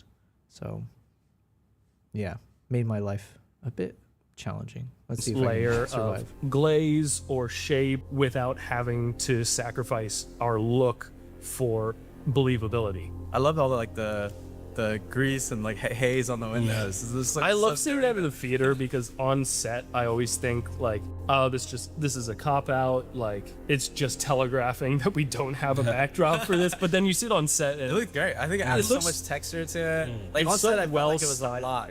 Yeah, it is. I thought it was great. Yeah. I thought it looked great on the big screen. Is her love real? Just because you chose this for her doesn't make it less real. So you guys shot him calling the number, right? Yeah, that was originally out in your parking lot. That was originally in the parking lot? Yeah. Yeah, I think that's they started that, and then they decided that didn't work. And so we came here. I had to call in a favor from an old friend, Alejandro Zambrano. He actually brought his own grip package, and that's what we use for the control. That's what we use for the bounce. That, we wouldn't have been able to do it without him coming last minute. But yeah, that was the last thing we did for reshoots. That was the last thing we filmed at all for the movie. It's also the poster. It's also it's such a good image. It's weird how you two are dating all of a sudden. Like super dating. Sarah's death is probably like the biggest. There's a Sarah's big spoiler. Sarah's death was one of my favorite days on set to date. It was such a flex for every department. The amount of work that went into that, the amount of planning, the amount of execution, and then to get that so well and to get such a good reaction to it in theaters is so cool. We had 2 takes to do it. We only had a limited number of shatterable glass. We couldn't mess it up. Everyone had to be on their A game for that. It gets me every time, and I've seen it. Yeah. I was there, Was there a specific lighting setup for that? We start out with kind of almost a romantic scene in the car between Sarah and Bear. They're very fairly lit. So to go from that to immediate horror while keeping continuity was hard. What, did you guys adjust things when she showed up? No, we kept a consistent look for all of Megan Lawless's coverage. We had to design a lighting system where for lighting Megan and for seeing the light on her, that look ends at about the window, and the lighting that Indy is in when she runs up and what she stays in when she's outside of the car. So we had to make a line between beautiful like conversation inside and Indy Navarrete being a goddamn terror outside.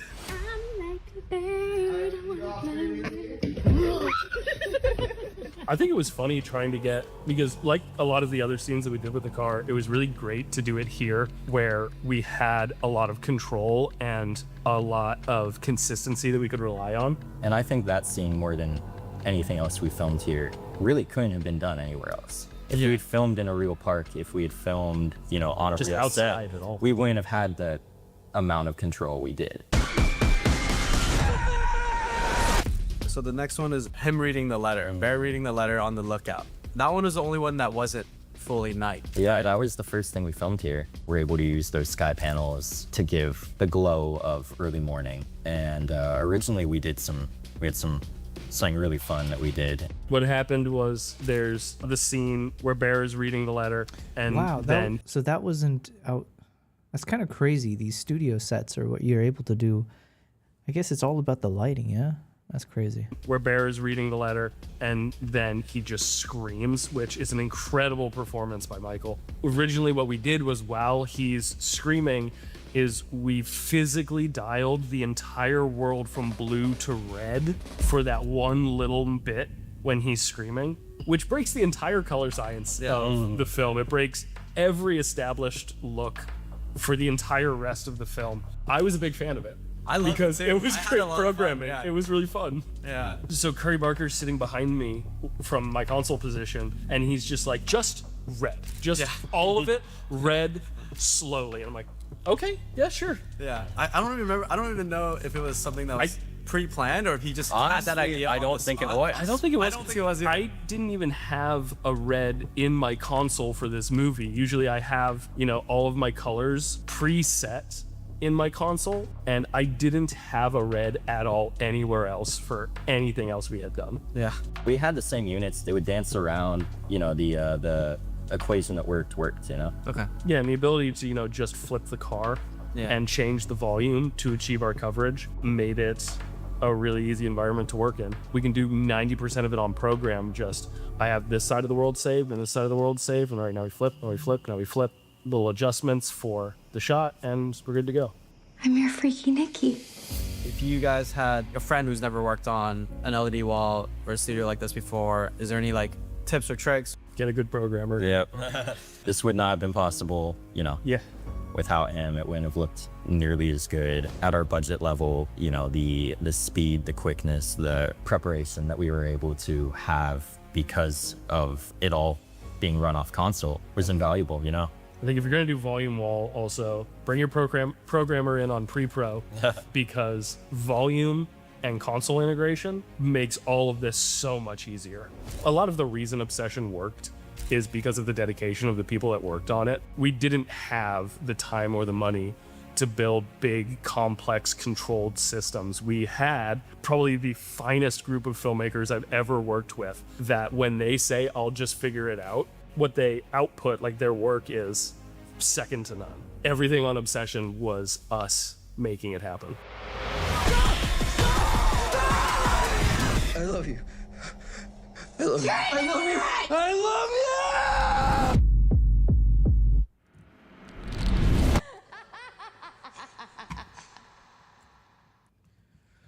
Oh man, what a creepy movie too. Third Floor says, underexposing likely saved it. The back would be blown out. I had to do similar recently. Yeah, fair enough. Like in some ways, you know, especially in this kind of very, what would you call it? Very contrasty scenario. It's obviously it's better to expose for the subject. So yeah, shooting these chimps in the jungle and the forest is not easy. Like the gorillas, the primates, very, very challenging, but sometimes. So for every like maybe most of the shots will be really tough. There's some obstructions, you're not able to get the right angle, the lighting is either too dark or it's too harsh because you're sometimes doing these treks in like midday. It's not like you're there for golden hour, and golden hour doesn't reach the chimps at that time anyways. So a lot of things stacked against you, but then for every like 10 shots that are terrible, you can get like one shot that is fantastic, you know, and that's what you're there for. So like this shot, for example, I'm struggling, right? None of my presets really work on this. So I'm gonna have to do a lot of custom stuff to kind of breathe some light into it. I think I'm trying to use this as yeah, I think we'll just kind of start from scratch. Let's see, is there another video to watch? Zero to Nat Geo, a wildlife photographer's journey. Hells yeah.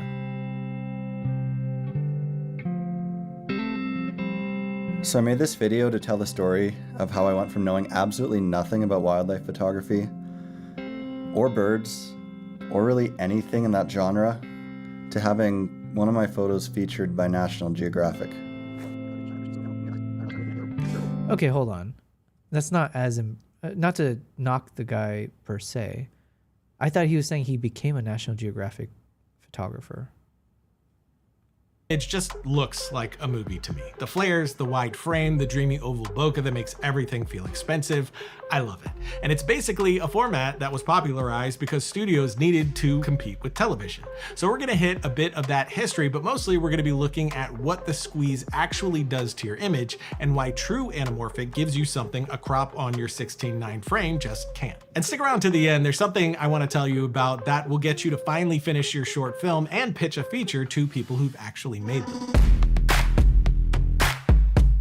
Here's a basic shot on a spherical lens, which spherical is what most things are shot on. Nothing different happening, the world looks like the world. Now here's that same setup on anamorphic. It's stretched vertically with the lens cramming in a wide image to fill my sensor, so we need to unsqueeze this in post. In Premiere, I'll just right click, go to Modify, Interpret Footage, then under Pixel Aspect Ratio, I'll select Conform to 1.5 since I'm using these DZO Arcana anamorphic lenses, which are a 1.5 times squeeze. Now with the image stretched out, we have this wide cinematic frame that just feels like a movie, and that's the magic of an anamorphic lens for me. The character it brings, the way it makes you feel like it's another world. For me personally, I want my lens to make my image feel like I'm looking through some magic orb to another dimension, not a window to my backyard. Of course, not all the time, it does depend on what I'm making, but when it comes to narrative work, that's usually the case for me personally. But what's giving it that feeling? Anamorphic didn't come to film because somebody wanted sexy flares. In the 1950s, TV was killing theaters and studios needed a bigger, wider image without inventing a whole new film format. This is Cinerama. So they used this lens trick to squeeze a super wide picture onto the same 35mm frame, then unsqueezed it in the theater with another specialized lens. All the flares, bokeh, and distortion we're obsessed with now are just side effects of that hack. We got it. Well, let's look at the tasty treats anamorphic is giving my image. And of course, not all anamorphics are the same. Some have more character, some have less, imperfections or not, warping or not, flares or barely. And we're looking at just one specific set today, which again, these are the DZO Arcana lenses. DZO sent these and are our partner today, but as always, I don't say anything I don't 100% stand behind, and I was very excited to partner with them on this because I love these lenses a lot. I had the 32, 45, and 75mm lenses, and like I said before, these are 1.5 squeeze anamorphic lenses, but they have a 1.33 elliptical aperture design, which gives the effect of a 2 times anamorphic lens, mostly in the bokeh. And I'm going to be putting them up against my DZO spherical cinema lenses so we can see those differences clearly. The first and most obvious thing anamorphic is giving you is that deliciously wide frame. And yes, you can take a spherical shot and crop, giving you the same composition, but none of the character. For instance, here's the shot with my spherical 40mm lens, filmed in 16:9, then cropped to 2.35. And here's that same shot with my 45mm anamorphic lens. These Arcana lenses, again, are that 1.5 squeeze, so I'm shooting open gate on my Pixis 12K, which is basically a 3.2 sensor, just a hair wider. So when we de-squeeze, that gives us a frame of around 2:9:1. So I'll adjust my spherical crop to match, and we can see the difference in these lenses. Okay, that took a lot more time than I expected it to, but basically I was just trying to, there's a bit of like a green tint on the face of the chimp, and so I wanted to remove it without adjusting the colors in the background. So I thought I could do it just by choosing the color range and subtracting out the background, but that didn't work. So we went with this approach, and I think it's fine now. So I kind of desaturated a little bit, and I cooled it off slightly, so I think it's cleaner. And then I increased the whites, so it's a bit more poppy. I think we still, whoops, I think we need to maybe lift the shadows a bit more still. It is a very dark image. No, I don't want to do that.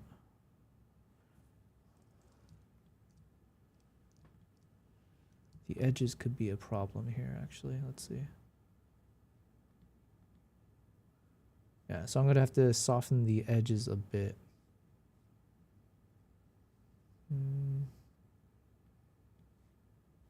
No, we'll do it. We'll just do it. Is from character alone. The most obvious and immediate difference between these two is the extra real estate I'm getting on the sides here. So while my spherical lens is 5mm wider on the vertical, the 45mm anamorphic lens is around a 30mm equivalent on the horizontal field of view with the 1.5 squeeze on it. So I can move in and get the same framing while feeling the world around him a lot more. And interestingly, if we look at another shot like this one here, I have the 32mm Arcana anamorphic and the 21mm spherical, and again, since I have that squeeze on the anamorphic, the horizontal field of view is around 21mm for that 32mm. So now my horizontal framing is matching, and I'll crop and zoom a touch to make the rest match as well. And you can see there's a lot of difference between the lenses here. How they're handling light and bokeh, the anamorphic has more of a vignette, and to me, the anamorphic is feeling more three-dimensional overall. And this is the case when I compare my 75mm anamorphic to the 40 spherical as well, or the 32 anamorphic to the 40 spherical. Each time I'm feeling the subject more separated, and that's partly due to the vignetting and distortion I'm getting in these lenses. With a spherical lens, you're often getting straight lines, like the edge of a wall or door frame, but with the anamorphic, we're starting to bend the world on the edges, and we can see that most clearly with the widest anamorphic lens in the kit. So let's look at this shot here with the fence in the back on a spherical lens. We have all straight lines, but when I switch to my 32mm anamorphic, you can see how much distortion we're getting with the edges bowing out. Of course, like any set of lenses, this varies across the focal lengths, and we have it most pronounced on the widest lens, but as we move to the 45, it drops quite a bit, and the 75mm is very slight. And like we talked about before, the 32mm anamorphic is that 21mm equivalent horizontally, so it is feeling more like a wide angle lens, like you have with this 21 spherical. So as we move to the edges of both, you are getting distortion with either one. And like I just showed, distortion isn't only in anamorphic lenses, but most anamorphic lenses do tend to have distortion that I find extra pleasing. It's one of the main ingredients of what I keep calling character. I tend to get bummed out when an anamorphic lens has very little of it, since again, that distortion is a big reason why I'm getting that shift in how the space is rendered. And often it's feeling more separated and alive for me, and I'm personally loving the distortion in these Arcana lenses. Next, we're going to talk bokeh, but before we do, as promised, let's talk about pitching your feature idea. Another partner of ours, FilmFest Knox, has an international film festival in Knoxville, Tennessee, November 12th through the 15th, and it's legit. Movie Maker named it one of the 50 festivals actually worth the entry fee. But what I want you to know about it is the elevator pitch. You and your team make an 8-minute proof of concept short film plus a 1-minute pitch for a feature. So right out of the gate, it forces you to do the hardest part, make the idea real. Then an independent committee picks the top 8. Those 8 get screened in front of a live audience and a jury of working industry pros. Then you pitch your feature live on the spot and take their questions. Top 3 teams win cash and get into the elevator development lab run this year by 10 Acre Films, producers behind over 20 features, 10 of them at Sundance, including Sorry to Bother You. And let's be real, the odds of you getting a feature out of this are as slim as they are when you have an agent and you're pitching features out in Hollywood. I know that world firsthand. Okay, side note, as I'm editing, I like this guy's doing the thing that I mentioned, was it yesterday's stream? I was talking about different camera angles I should consider when I'm making some of my YouTube videos from my home studio setup. So obviously right now I've got the main camera facing here, but then I was thinking maybe I can do some where I put the camera behind me. Obviously I turn around, and then so you see my monitors, my desk behind me. I don't have as nice of a setup as this guy does though. I don't have his background just looks super cool with his monitors. Mine is a bit messy, but maybe I can work with it. Are when you have an agent and you're pitching features out in Hollywood. I know that world. Actually, on that note, let me copy. Let's copy this moment. I'll put it in my Notion for later. They are when you have an agent and you're pitching features out in Hollywood. I know that world firsthand, but that's not the reason here for me. The real value to something like this, in my opinion, is the community that you're taking part in, the motivation it gives you, and the practice you'll be getting pitching it. If there's one thing I've learned over the last 8 years of pitching, it's that the friendships you make will drive you closer to your goal than anything else. So that's the real pitch, and it doesn't hurt that you get on the radar of people who can actually help make it happen. Registration closes July 16th. It's $80 per team. It includes a full festival pass, and your finished film is due October 17th. So grab a couple friends, pick that idea that won't leave you alone, and go for it. Link in the description, or head to filmfestknox.com. One of the absolute best aspects of an anamorphic lens is the bokeh, and not just in the very obvious places like with the points of light here, but in every shot. Compared to a spherical lens, you get this streaking, whirly blur that feels cinematic versus a blooming blur that feels more photographic, at least to me. Both are great, just different. Again, that's going to be the most pronounced in points of light like this here. In the spherical, we're getting circles of light, while in the anamorphic, it's stretching those points to that oval shape. And if we look at it in things like leaves and branches like you see here, you can see how much it's doing to the edges to really infuse that character. You're also getting some lens breathing here as you rack focus, which feels very classic cinema to me.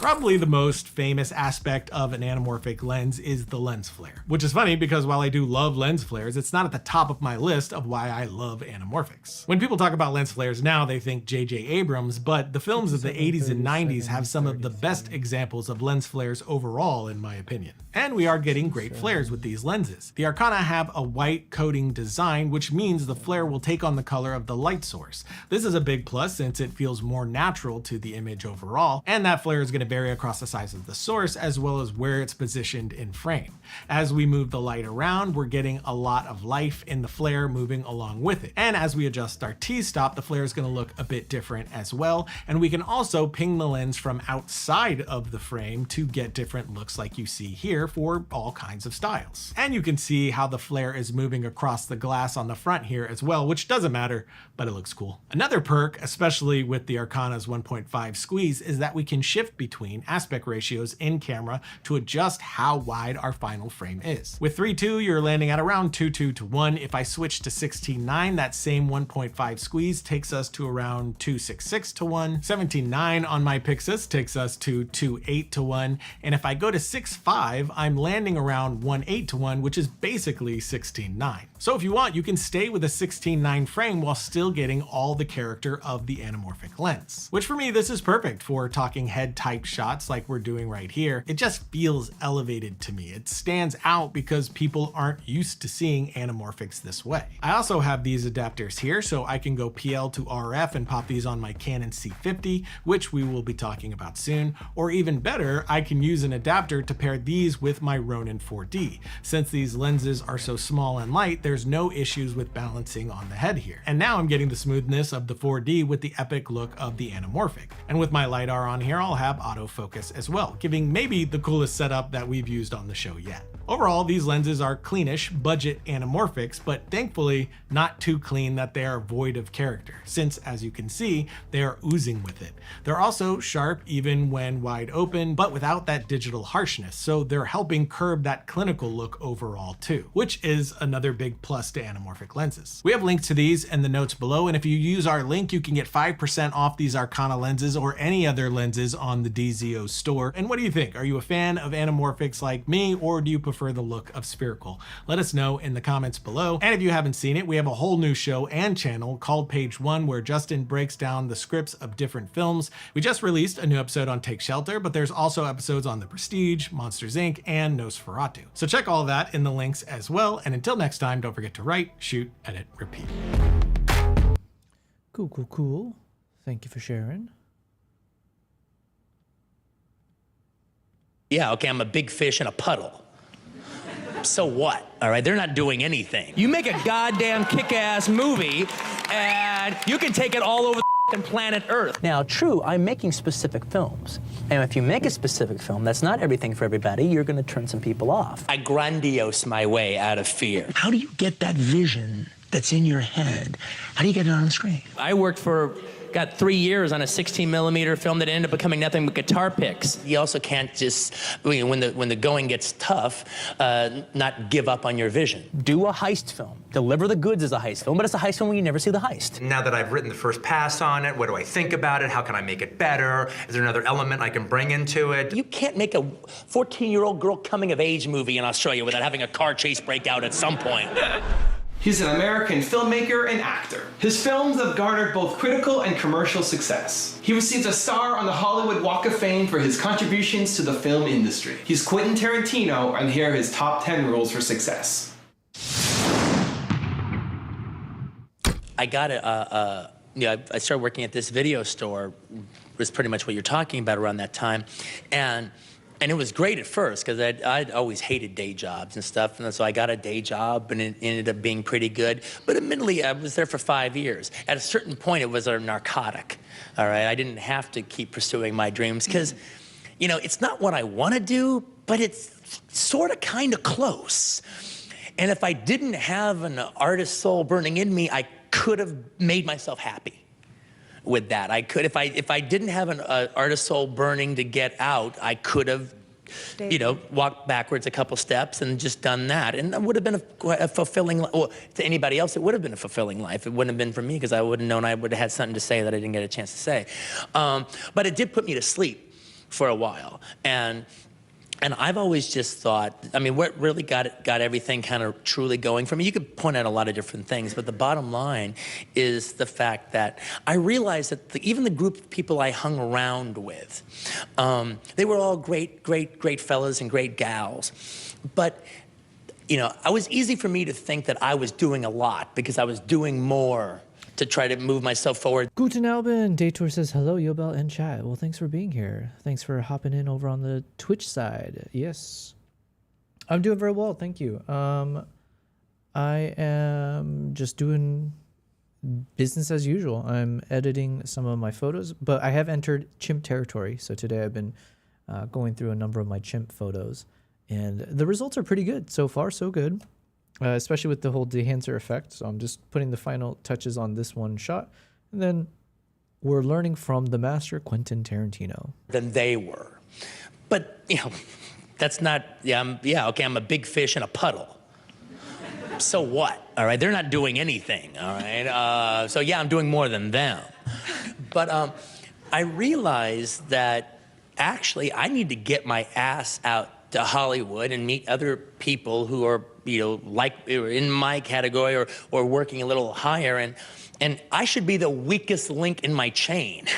that I have, and that'll make me be stronger, it'll make me run faster. I mean, like an analogy I've always used is, all right, if you run the 100-yard dash with people that can't run as fast as you, yeah, you'll win. Hands down, you know that. But if you run with people much faster than you, all right, yeah, you might come in last every single time, but your time will be better. Because I have a similar analogy, or I talk about this. Actually, I recorded an episode of Behind the Lens where I talk about this, about how failure leads to perfection, or how you improve through failure. And I used my anecdote of myself, my wrestling career when I was young, and how I basically throughout my entire childhood, I was wrestling since the age of 4, and I went undefeated every year. My dad he trained us since since I was 4. We'd go to these tournaments every year, compete against all these other kids, and I never lost for year after year after year. And meanwhile, my brother would lose every once in a while because he was a little bit older than me, so he's wrestling older kids at the time, blah, blah, blah. And but the thing is, like, he ended up becoming the better wrestler, even though his record never showed it. It never reflected that, because he was facing failures and losses, defeats, whatever you want to say, more often. He could see his ceiling. He could see his limitations and what he has to do to get better. Whereas for me, I was the king of my own little anthill.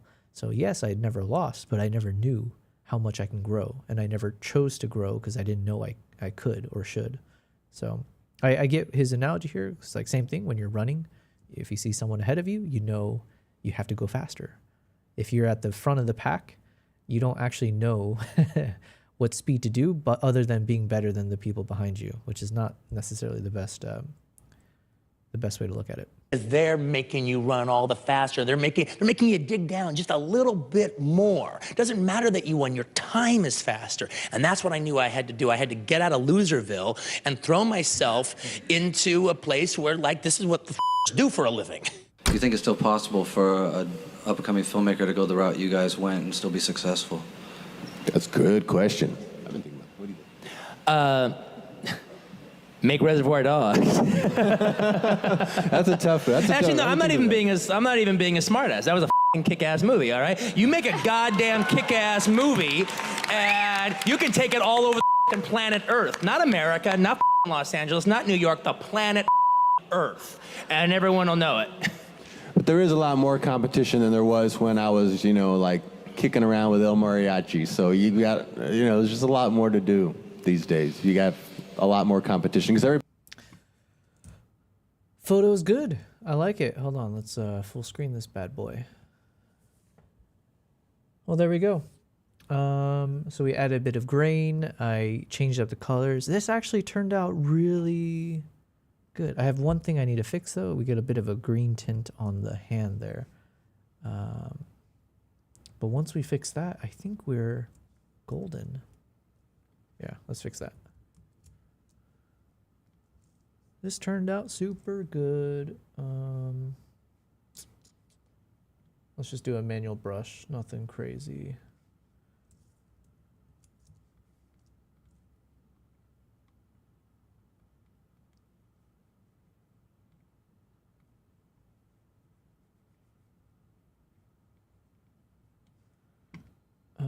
What do I need to do?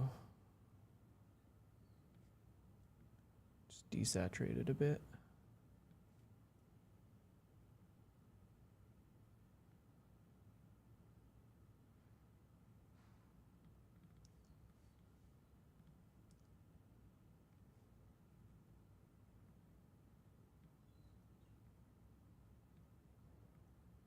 Okay.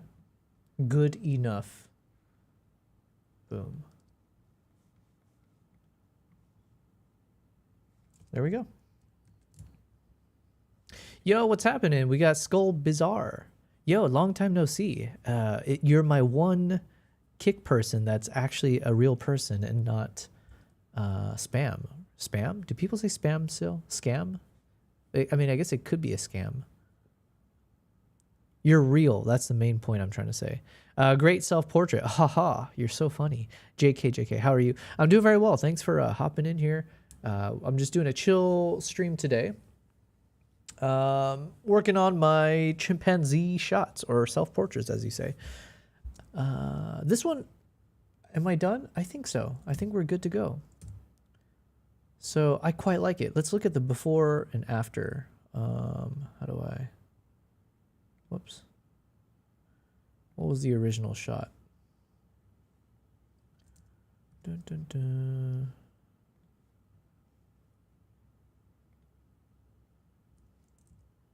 Not this one.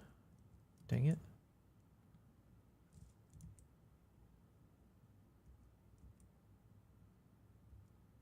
Here. I'm like creating so many virtual copies of the same image. It's getting a little bit cumbersome. Reset. Copy. Check none. Crop. Copy. There we go. Okay. So basically we went from this photo. So this is our before, and then here's our final shot. Quite different, but I'm loving it, you know, nice and dark. I added a bit of grain, so there's a bit of that vintage noisiness to it, but I quite like it. Skull says, actually, my raid call is very similar to what bots usually say, so gotcha. Raid call, when you say raid call, is that a reference to like League of Legends type thing? I've never played, but I know, or no, raiding, is that a...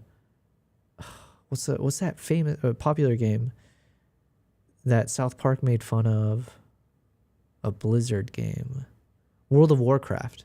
Is it a World of Warcraft reference? Or I guess there's other games that do raids. But anywho, hope you're doing well, man. Long time no see. But yeah, this photo, we are happy with it. I am happy with it. And that's all that matters.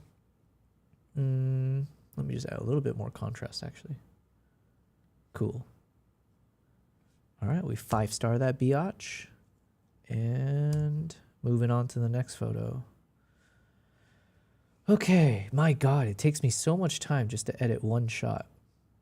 But unfortunately, that's the only way I know how to work. I can't work faster, you know? Do I want to put the same effort?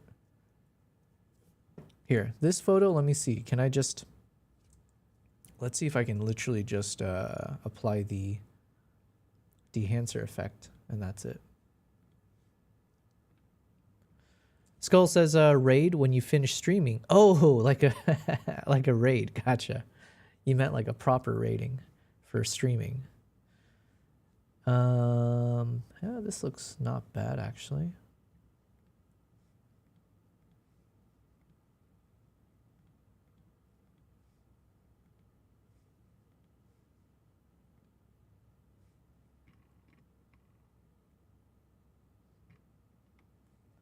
All right, might as well just, we'll see how this one looks.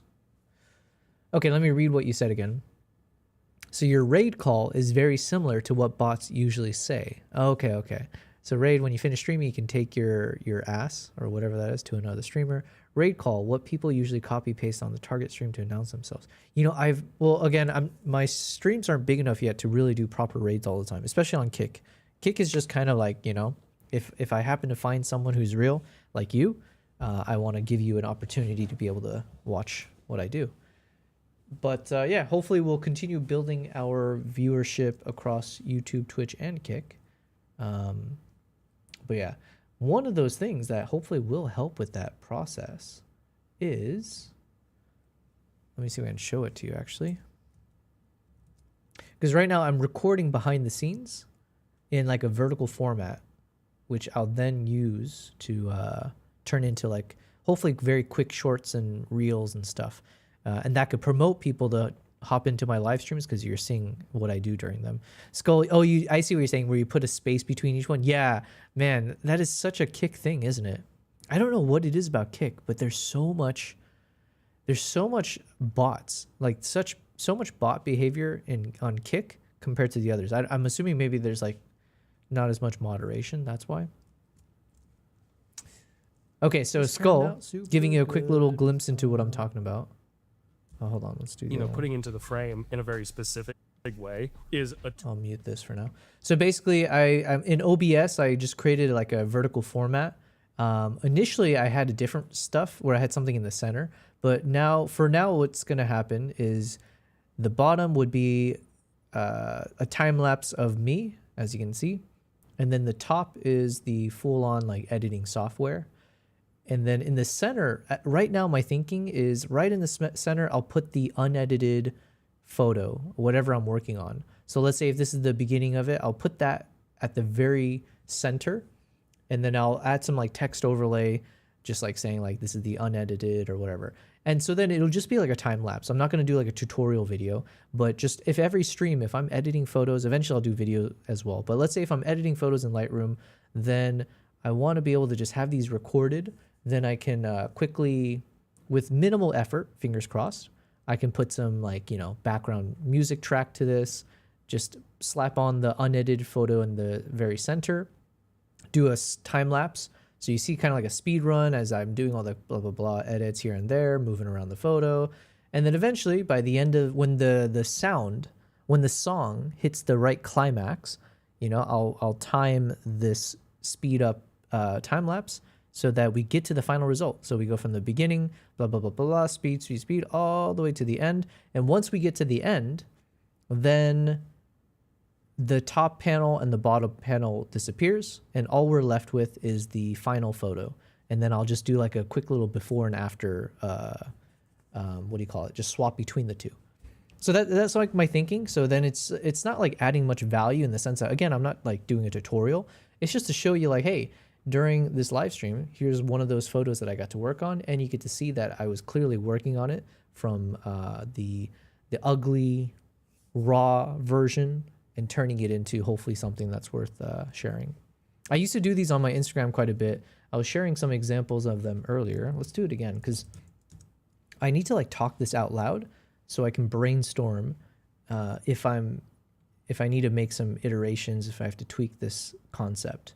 And because the hope is that since I'm spending a lot of my time when I'm streaming, editing photos and videos anyways, if I can just record it with minimal effort, turn it into content, right? So make my content work for me. And so then in the ideal format, I can turn these into a nice series of YouTube shorts or Instagram reels or post it on Twitch, like in their stories, or I don't know what it's called. And so then more people can see my content regularly.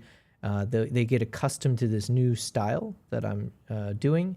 And then hopefully it becomes a way that I can promote my live streams. It's like, oh, if you want to see me do this live, well then hop on over, get your ass over, Okay, let me see if I can show you. So I was showing this on one of my, I think 2 days ago, but these are some examples of what I did a couple years back, 3 to 4 years back, as I was just starting to learn how to be more, I was like starting to explore videography, and I was starting to explore like, should I take myself more seriously as a content creator, as in put myself in front of the camera, potentially start a YouTube channel, those kinds of things. So what you can see here is like, I would set it to music. I'm not going to play the music because I think it always gets copyright struck. But basically at the time it was pretty crude, right? I was using OBS. I didn't know how to use it properly. But all I did was I recorded my entire monitor, and then I just flipped it into this, so it's landscape sideways. And then I just time-lapse, sped it up throughout whatever the song that's playing. And then right at the climax of the song, that's when we get to the actual reveal. So yeah, you just see like this very, very quick, chaotic, like, okay, I'm editing. And then I would add some text or caption somewhere. And I just posted these as Instagram stories. It was not meant to be like, oh, look at this, Instagram reel or whatever else. It was just meant to be like casual. Anyone who follows me can get a little inside scoop.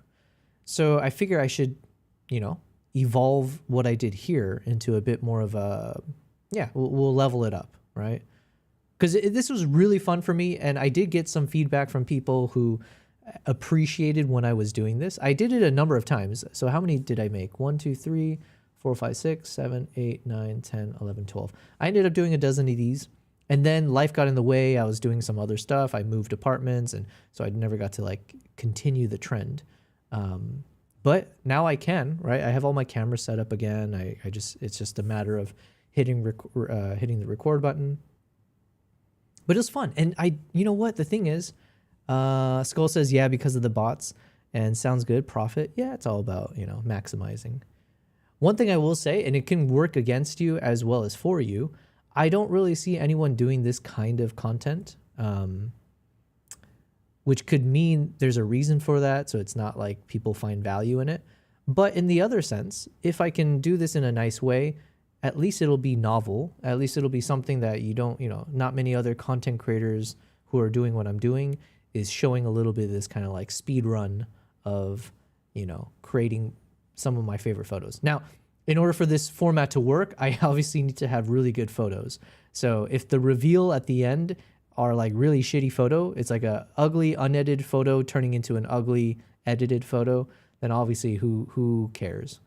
But if I am able to show like, hey, here's the entire how I got from this, flat looking image to now this like shot that, is one of my favorite that I could put on a wall. I hope that means people will find this a little bit more intriguing. So let's see.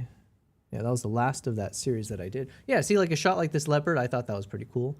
Nice framing.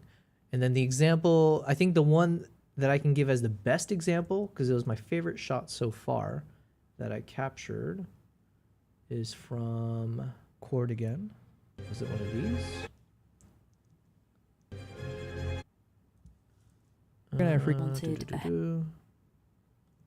And then we'll...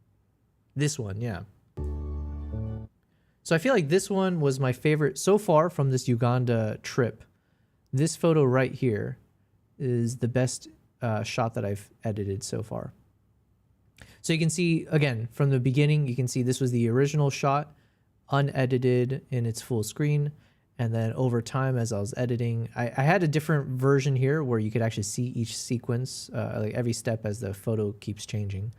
But then by the end of this edit, we got to the final result, which I think is badass. This photo, it's like one of those heavy metal kind of feel. It's very, I don't know how to describe it properly, but let me show it full screen real quick. This one right here. I think this is a winner. This is a banger shot. And again, a lot of it is thanks to Dehancer, because Dehancer was the final it was like the finishing touch that I put to this shot, and it just gives it soul. It gives this shot purpose. Okay, but anyways, so as long as I can get some really cool results like this, if I've recorded it and then I can show like, hey, look, this is real. It's not AI. That's the other kind of, this is not the express intent or the reason that I would do this series, but in some ways it's also nice because it helps to show, you are AI proof. You're AI proofing yourself, right? Because like, oh, how did I get this shot? If someone sees the photo, if I just post it on my Instagram, they'll be like, oh, is this AI? Or it's like, that's always the question now, right? You question everything. You're suspicious, the skeptics. And for good reason, because AI can create the coolest things now. So now if I can still post the photo, but then maybe as a carousel on Instagram, I can also show right after a sped up version of the entirety of what I just talked about. So you can actually see the making of, and hey, this was real, until AI can even fake that, I guess. Skull says, kids these days be like, click, enhance, here, same thing. Yeah. Skull says, that's a good one. Oh, thanks for hopping over to the Twitch side as well. Thanks, man. Yeah, man. But the thing is, like, look, things get much easier over time, and there's nothing wrong with that per se. And then my editing process tends to have sped up as well. I'm not doing the craziest things anymore. I have my presets that I work off of, and that helps save up time. And then occasionally you find new tools like Dehancer for photo editing. And now that's like, taking you to the next level. So anyways, so this is the last shot we worked on. We're going to keep on going. What was I? Oh yeah, it was this one. I think this is good enough. I really just don't want, I'm feeling lazy. Do I want to, hold on, let's see. Could I recreate? Dun, dun, dun. if I copy this, no, yeah. Because ideally I can have a consistent look and feel to everything. So let's say if I copy all of this. Okay. Well, let's say I apply it to this guy.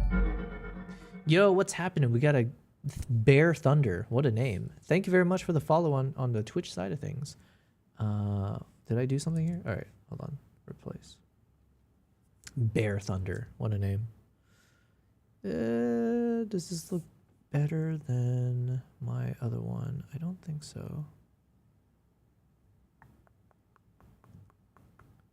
Let's keep this though. And then I'm going to apply the dehancer to it. Hold on.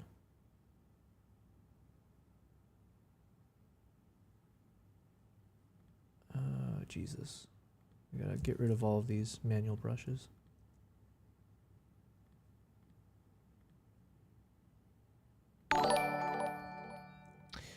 Shout out to Bear Thunder. Oh, wait. Great photos, man. Thank you very much, Bear. Do we call you Thunder or Bear or BT? But thank you very much. Let me hit OK on this. Let's see. Where are you coming from? You're coming from... Shout out. So you're part of the TWCC crew. Hells yeah. Let me learn more about you real quick. Oh, let me follow you on Twitch then. You do photography, journeys to life on art streams from culling and editing dance moments. Damn, okay. Dance moments to chasing... So you do like action photography, it sounds like. Macro roots and big athlete energy. Hells yeah. Hold on a second. Before I forget, I'll make sure to follow you back, my friend. Oh man, I'm jealous. You got like a proper beard. That's something I can never. Unfortunately, I don't think I could ever do that. But welcome to the stream. Thanks for being here. I'm Yobel. I do mostly wildlife and travel photography, and then I've started to shift away from photography and into cinematography. So I've been getting more comfortable with video stuff. I opened up a YouTube channel. I've been filming more often when I travel than photographing. Right now, though, my focus is on the photo edit side of things. Why is this not loading up? Let's try it again.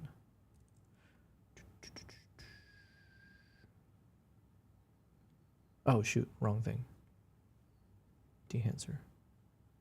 But yeah, so I've been focusing mostly on video stuff, but right now I wanted to edit the rest of my Uganda photos. So I was in Uganda fairly recently, and I need to edit all of these as soon as possible so I can hand it to my editor, because we're working right now on publishing some travel vlogs from my trip to Uganda, Tanzania, and Munich, which were over 2 months recently. So I figure, okay, well then I need to edit these photos so it'll be part of those videos, right? The YouTube videos. And while I do that, it's fun because I get to test out Dehancer. I was mentioning earlier, I'm recording everything, so then I'll be able to publish these later. Bear says bear. Okay. I'm from Stavanger. Oh, wait, have I been to, I'm pronouncing it wrong, right? Stavanger. I do a lot of different types of photography. I did this really fun 2-week road trip through Norway. It was mostly on my own, and then for the last portion of it, a buddy of mine joined me. Hold on. Which version do we like more? What the hell happened here?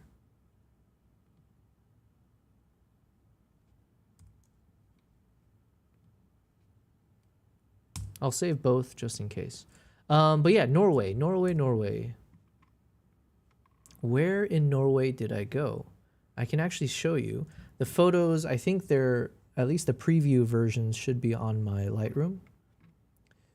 The original photos are on some hard drive, which I don't have loaded up. But let's see. Let's do a little trip down memory lane for Norway. Man, Norway was such an incredible... I mean, it's so beautiful, right? A pause from photography currently as I got cataracts. Oh, I'm sorry to hear that. One eye operated, waiting for surgery on eye number 2. Okay, well, I mean, that's promising. I hope that's you get a full and speedy recovery. I I don't know much about cataracts, but my understanding is like it is fairly treatable or reversible. I don't know what the right terminology is. Because my understanding, I know there's like third world countries where one of the things that a lot of these doctors would do is like perform the cataract surgery, which I guess in some parts of the world is like, you know, if only they had the money or they had the ability, it's like treatable, but they just don't get to, unfortunately. I don't know. I don't know much. But I do know Norway is beautiful. So here's some photos from Norway. Now, keep in mind, this is in the early parts of my photography journey, which means I was doing all kinds of crazy stuff. I was still learning. I was also really heavy on the saturation. And then Norway was also the first time I was testing out, I forget the name of the brand, but I was testing out ND filter for the first time. So, you know, doing like the landscape shots with like a long exposure, and I had a whole filter system. And then I was synchronizing, trying to figure out where the sunsets is coming from, and then looking at some mobile app that would tell me how many seconds I need to do the long exposure based on XYZ. It was a lot of stuff going on, but it was very fun. And the shots turned out pretty cool, especially for those long exposures. Beautiful country, and this is like after I took a ferry to the other side, and then I was driving, stopped for the sunset, set up the camera. I look at these shots now and it's kind of hideous in many ways, but you know, it's like very dramatic for sure. But yeah, very like I wouldn't stand by these like how I edited these now. But back then, you know, I was like, whatever, I was proud of myself. Okay, I think I also have the names of all of this here, because this is back when I used to update all the keyword tags. So let's see, this is in Bergen, Ortnevik, Balestrand. It was along these coastline. That's all I know. In Vikfjorden. So this was the Vikfjorden. The cool thing about doing those long exposures, it does make the lake, the water, look like icy or very glass-like. There's so many cool effects when you're doing those long exposures for sure. This was what? What was the name of this place? Opstrin Svatnet. Opstrin Svatnet. And then this one, I think I was testing out presets. So I was building out the presets. Beautiful country, but damn expensive. Yes. I mean, it's been years since I was there. 2018. But at the time, I think they were saying Norway was one of the most expensive countries in the world. So I'm assuming that still holds true. Oh, and then I remember this spot because I camped here for the night. There's like one of those car parking lot, or there's like a little plot of land where you could set up a tent. So I slept there for one night. For the majority of this trip, though, I was just sleeping in my car. This was the Geringer Fjord, Flydalsjuvet. Man, I don't know how you Norwegians, man. I don't understand how you guys. Your words defy logic, and I say that as an American. Oh, by the way, we have some Norwegians in my community actually.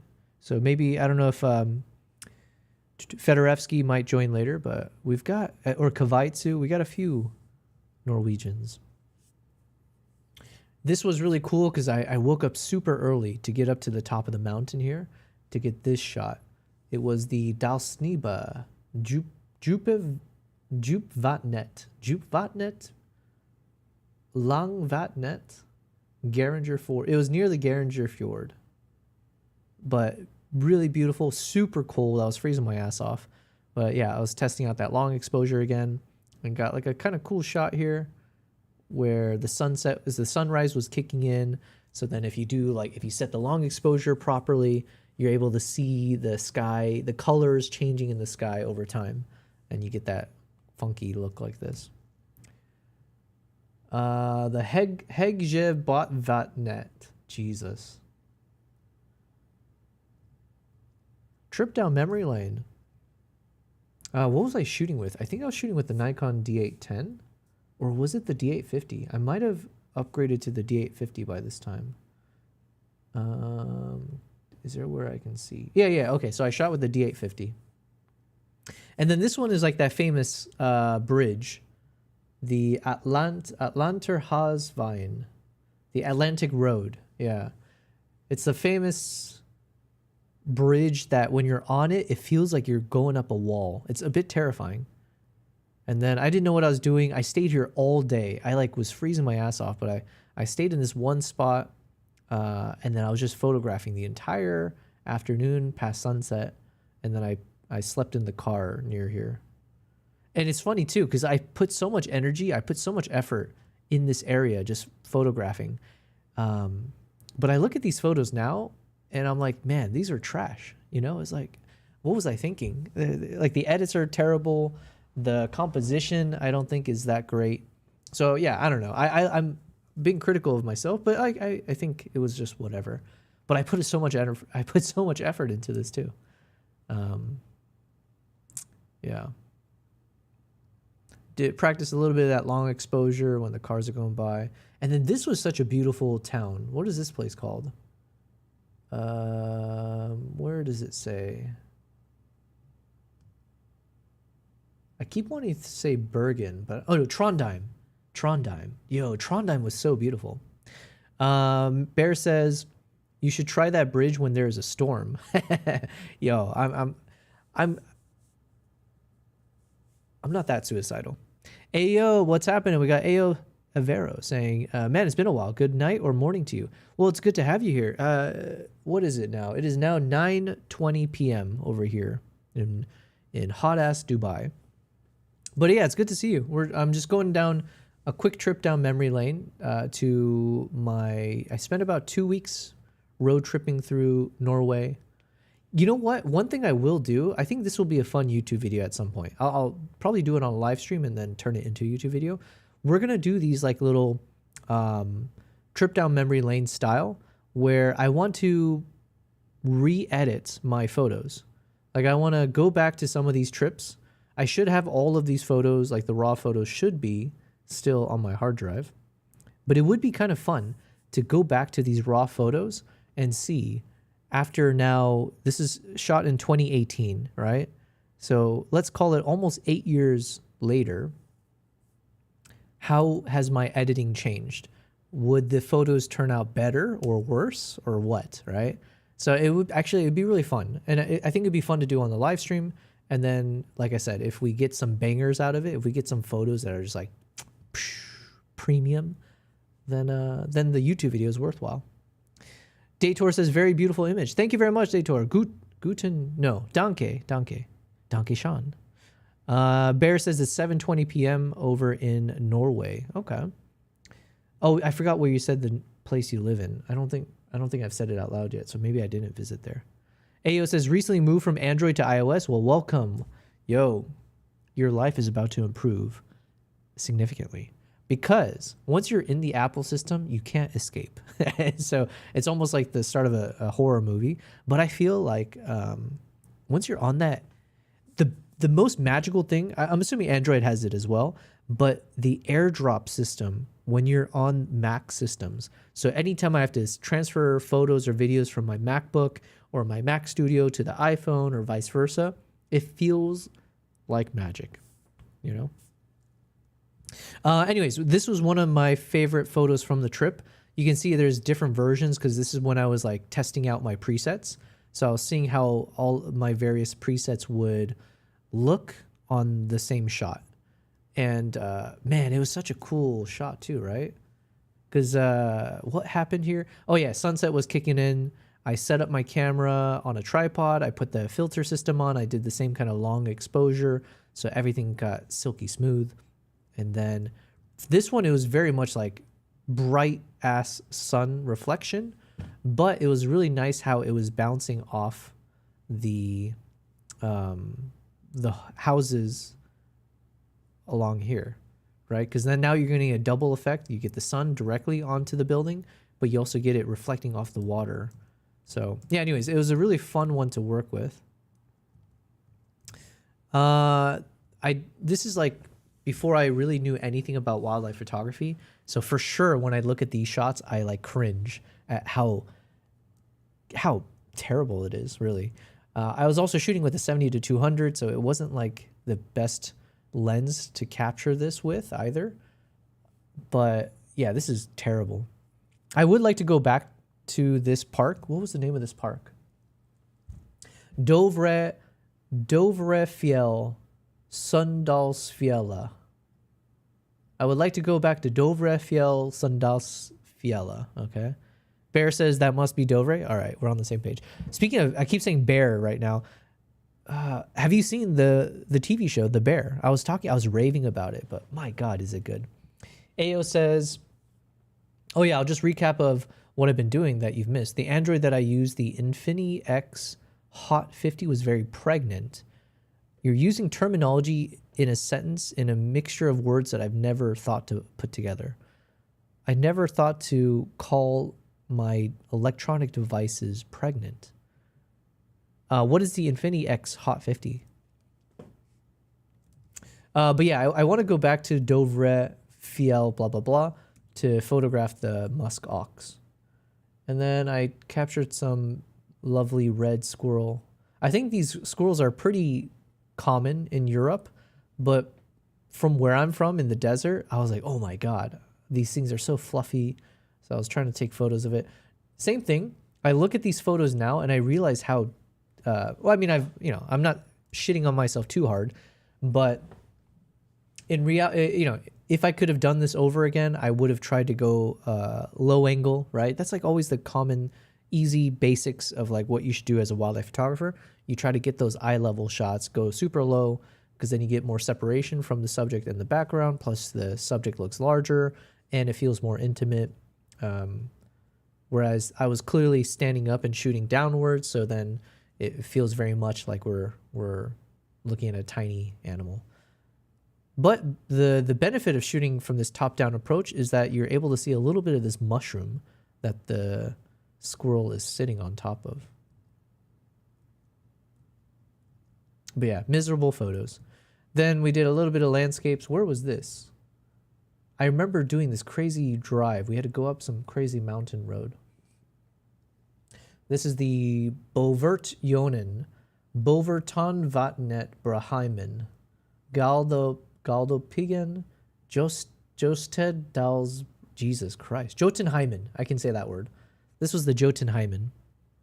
Ao says that picture of that one bus I pictured front faced with people doing activity. That was the Infinity. Oh, okay. Oh yeah, I remember. I think you had sent some like bus shots. That's the Infinity X Hot photo. Oh, the Hot 50. I recently learned how to drive the motorcycle like a month ago. Well, congratulations. That's man. I need to learn how to ride a motorcycle. This was that mountain road. I didn't really know what I was doing. Got some sheep. Didn't know what I was doing there. The fluffiest cat I've ever seen. Not really, but the Norwegian cats were beautiful. I think there was a few that I saw, but this one was a lovely one. Man, I really kind of do want to go back and re-edit these photos. Damn. These shots were some of the ones I was most proud of, and it's some of the ones that nobody gave a shit about, except for me. Basically, these were just oil spills. Like there's like puddles of oil on the ground, and it had rained. So the water mixed with the oil, and so then I edited the photos and I, manipulated the colors a bit just to make it all this like goldish color. But to me, it looked very abstract, but I liked it because to me, when I see this, I saw a mushroom cloud. I saw like an atomic bomb, and then it's like the wind is kicking it off to the right. That's what I saw in this one. But it was such an interesting thing. And then this one was just like a nice like black hole effect where it looked like this spiral into the center. But nobody cared about this except for me, But I do this for me, so I'm only half kidding here. But yeah. Some waterfalls, some bighorn looking sheep. But man, again, I'm going to keep repeating myself, but these photos, not the best, I wasn't sending my best out here. But yeah, there we go. That was all of Norway.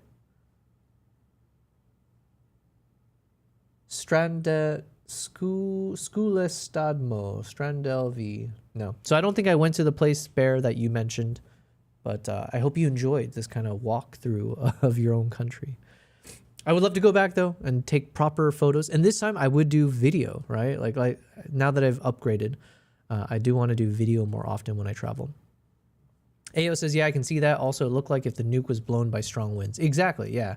It's like a mushroom cloud style. Okay, anyways. So, Ao, since you've been gone, I've been kind of going through all my Uganda photos. Well, I forget the last time I saw you, but point is, back in March, April, for 2 months, I was gone. Oh, and also, Bear, if you would like to join my Discord, feel free to join the Discord. As a fellow photographer, you can publish your photos there or get critiques or anything like that. And also you'll be notified when I stream. I stream about 5 times a week. That's my aim. Sundays through Thursdays is the goal. Bear says, the horse breed is called Fjording and is a Norwegian breed. Yo, those horses were thick, okay? They looked like, I don't know. They looked like war horses, the ones that I saw. They looked ripped, like it could just destroy me by looking at me. Beautiful horses. So I love photographing horses. They're not the easiest subject to photograph, but they're so majestic, you know? Brings back memories for me. Nice, nice. Ao says, yeah, I was gone for 2 to 3 months. Yeah, same here. So I'll quickly catch you guys up. So back in March, and also I made a YouTube video on this, so I hope you'll check it out. I published the first of the travel series when okay, how do I say this? Back in March, story time. Here, hold on. Let's just go full screen. And also say hi to my cats. Well, right now only one of my cats is hanging out with us. So we got Nala here. Good girl. And then Kimpop, I don't know where he is, but his bed is waiting for him. All right, back in March and April. So I live in Dubai.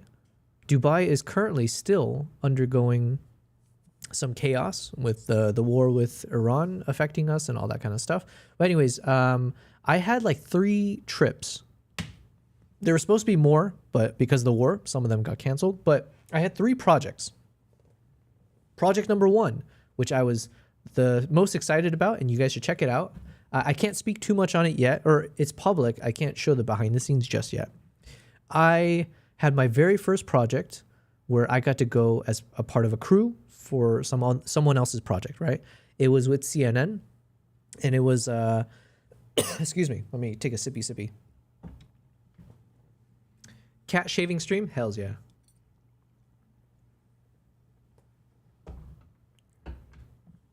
I should, she does need a bit of a trimming. Isn't that right, Nala? Blah, blah, blah, blah, blah. Look how beautiful she is. What a pretty one. She gets her own dedicated camera setup and everything. Good for her. Okay, what was I saying? Oh yeah, CNN. So I had a project with CNN. I was there as like a secondary camera operator. The DP discovered me through my YouTube channel because I've been doing a lot of shoots in Uganda, and they had a project in Uganda with the Uganda Tourism Board. And so he's part of the CNN Create team. And so he reached out to me, and then because I did a lot of wildlife stuff, they wanted to know if they could license some of my footage or if I would want to join them on the project. So I ended up joining them. I got to travel with them for a number of days in Uganda. And so my focus is mostly on capturing wildlife footage, but then I was also shooting, I was like a secondary camera guy. And I had my trusty little Nikon ZRs. They were shooting with the Sony FX6 and FX3. But it was really fun. I learned a lot. And I hope, it sounds like they enjoyed working with me, knock on wood. So hopefully I'll be able to join them on future projects. So that was really cool. And that was at the middle of March. Then shortly after that, I had my own group photo tour where I was taking a couple photographers with me for 9 days in Uganda. And that was in the beginning of April. And then right after that trip, literally from the end of that trip, I was flying directly to Tanzania because I was hired to be a wildlife photography instructor for this luxury safari operator in East Africa. And my goal was to teach about 20 different safari guides the fundamentals of photography so that they can understand what their clients are looking for. So when they're out on the Jeep safaris or whatever, they can hopefully be added value to photographers. Anyways, so I had these like back-to-back trips, and it was all throughout March and April, but there's also a war going on. So my biggest concern was, what if everything is set and then all of a sudden the airport shuts down and all of a sudden I can't leave the country and I can't join the project, and there goes this incredible opportunity, and a paid opportunity, right? Like, you know, this is how I make my money. So then all of a sudden it's like a double whammy. So I thankfully I had a friend who just moved to Munich. So I asked if I could stay with my friend. So Munich became my headquarters. I packed up all my stuff, like all my gear. It was insane. I spent way too much money because obviously my luggage was overweight by way too much. But anyways, I packed up all my life into a bunch of bags. I lived with my friend in Munich, and that became my headquarters in between my travel projects. So I had 2 months straight where I was out of Dubai. And in that time, I had 2 trips to Uganda, 1 trip to Tanzania, and then in between in Munich. So then I was filming a lot. I was photographing a lot across these projects and also in Munich. And so now I'm trying to share as much of that on my YouTube channel. So this is going to be the moment where I also advertise and promote my YouTube page. So feel free, if you are new, if you are new to me, if you want to check out my content, there's the link to my YouTube channel. I hope you subscribe. And I do a lot more like wildlife and travel related stuff there. And I've started to do more talking head videos as well. Let me quickly catch up. You said, AO's asking, do you want to know what's the terrifying thing in Norway is the fact that they brung Erling Haaland and dominated Brazil in the World Cup recently. Oh, wait. I think I understand that reference. I don't watch football at all. I haven't had time for any sports, to be honest. But like football was one of those I never really watched, except watching my friends play FIFA in college. Haaland, he's that one dude, like the very distinct looking dude with long hair, right? And he's like a really good football. I didn't know he's Norwegian though. There was a funny viral video, which apparently was AI, but there's a video of that dude at a cafeteria eating some food, and there's a mirror to his left. And as he's eating, he sees himself in the mirror in the side, and he like flinches. He freaks out at his own reflection. But apparently that was AI generated. Bear says she is gorgeous. Yes, she is lovely. Look at her. Everyone, look at my cat. Let me bother her again. Hold on. Let me do the claw. Let's see if I can claw it straight to the head. 3, 2, 1, drop down. Hells yeah. Good girl. AO says CNN, that's cool. Yeah, it was super cool. Like I said, hopefully the start of a new budding relationship, and hopefully they'll want to work with me more and more going forward. But the problem is, again, I'm in the middle of like a war-torn region. So a lot of things have been put on pause, unfortunately. So we'll see. We'll see. Fingers crossed. Sora said, yo, what's happening, Sora? Sora says, cheese, fat cat. Nah, she's not fat. She can never be fat because she's like she's too dainty with her food. She's too picky. She doesn't like when I scratch her butt. She's like, what the hell are you doing? All right, good girl. What a pretty lad. I recently moved houses. Oh, nice. Congrats on that as well. So anyways, that was a very long explanation, but hopefully that catches some new people and people who've come back in recently. I was gone through March, April. I returned back to Dubai in May. And since coming back in May, so literally for the past month, I've been trying to get back into streaming. I've been catching up on all the edits and stuff because I did end up filming. I think I came back with I think around 12 to 15 terabytes, if I'm not mistaken.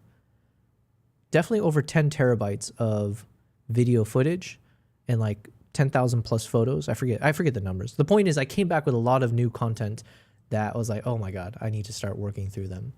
So that's what we're doing. So feel free to check out on the YouTube channel. The one I was referencing, I published a video, which was just like me doing like a photo and video challenge when I was in Munich. So I was trying to practice a bit of street photography, street videography, get accustomed to the new gear that I was shooting with, and then exploring Munich a little bit, just kind of seeing what's out there. I am really proud of this video. And again, shout out to my editor, because this is the first time we worked on like a travel vlog video together. So there's a lot of back and forths just to get it to where it is now. But, you know, I think it turned out really good. I'm happy with the product. So hopefully you guys enjoy it. And we're going to continue that. So I'm working now on publishing from my, well, the first video that's going to come out is going to be like the contextual video. So I'm going to give a little bit of a preview of the 2 months of travel, but mostly it'll provide context. I'll show you a breakdown of the gear that I was shooting with, and then we'll do episodes. So the next episode, you'll see me like on day 1 and 2 in Uganda when I was doing the shoe bills, then day 3 when I was in the chimp territory, and so on and so forth. There's enough there. Oh, my other cat is saying hi. Kimpa? Oh, you're over there. What are you doing over there? Come here. Good boy. Oh, what a good lad. Well, there's my second cat. You can see his ass there, I guess. Anyways, so Ayo says, I recently moved houses from Jakarta to Bekasi. It's a 33 kilometer drive. Oh, nice, man. Sora says, you saw my panning shot. Took me multiple times to perfect the... Yeah, I left a comment. I thought that shot was really cool. Epic shot. So, yeah, thanks for sharing that as well. That was on the A6000. Nice. You know, those panning shots are really hard to do. So, or, you know, I say it's really hard, but I think it's like an extra level of skill requirements, you know? Hold on.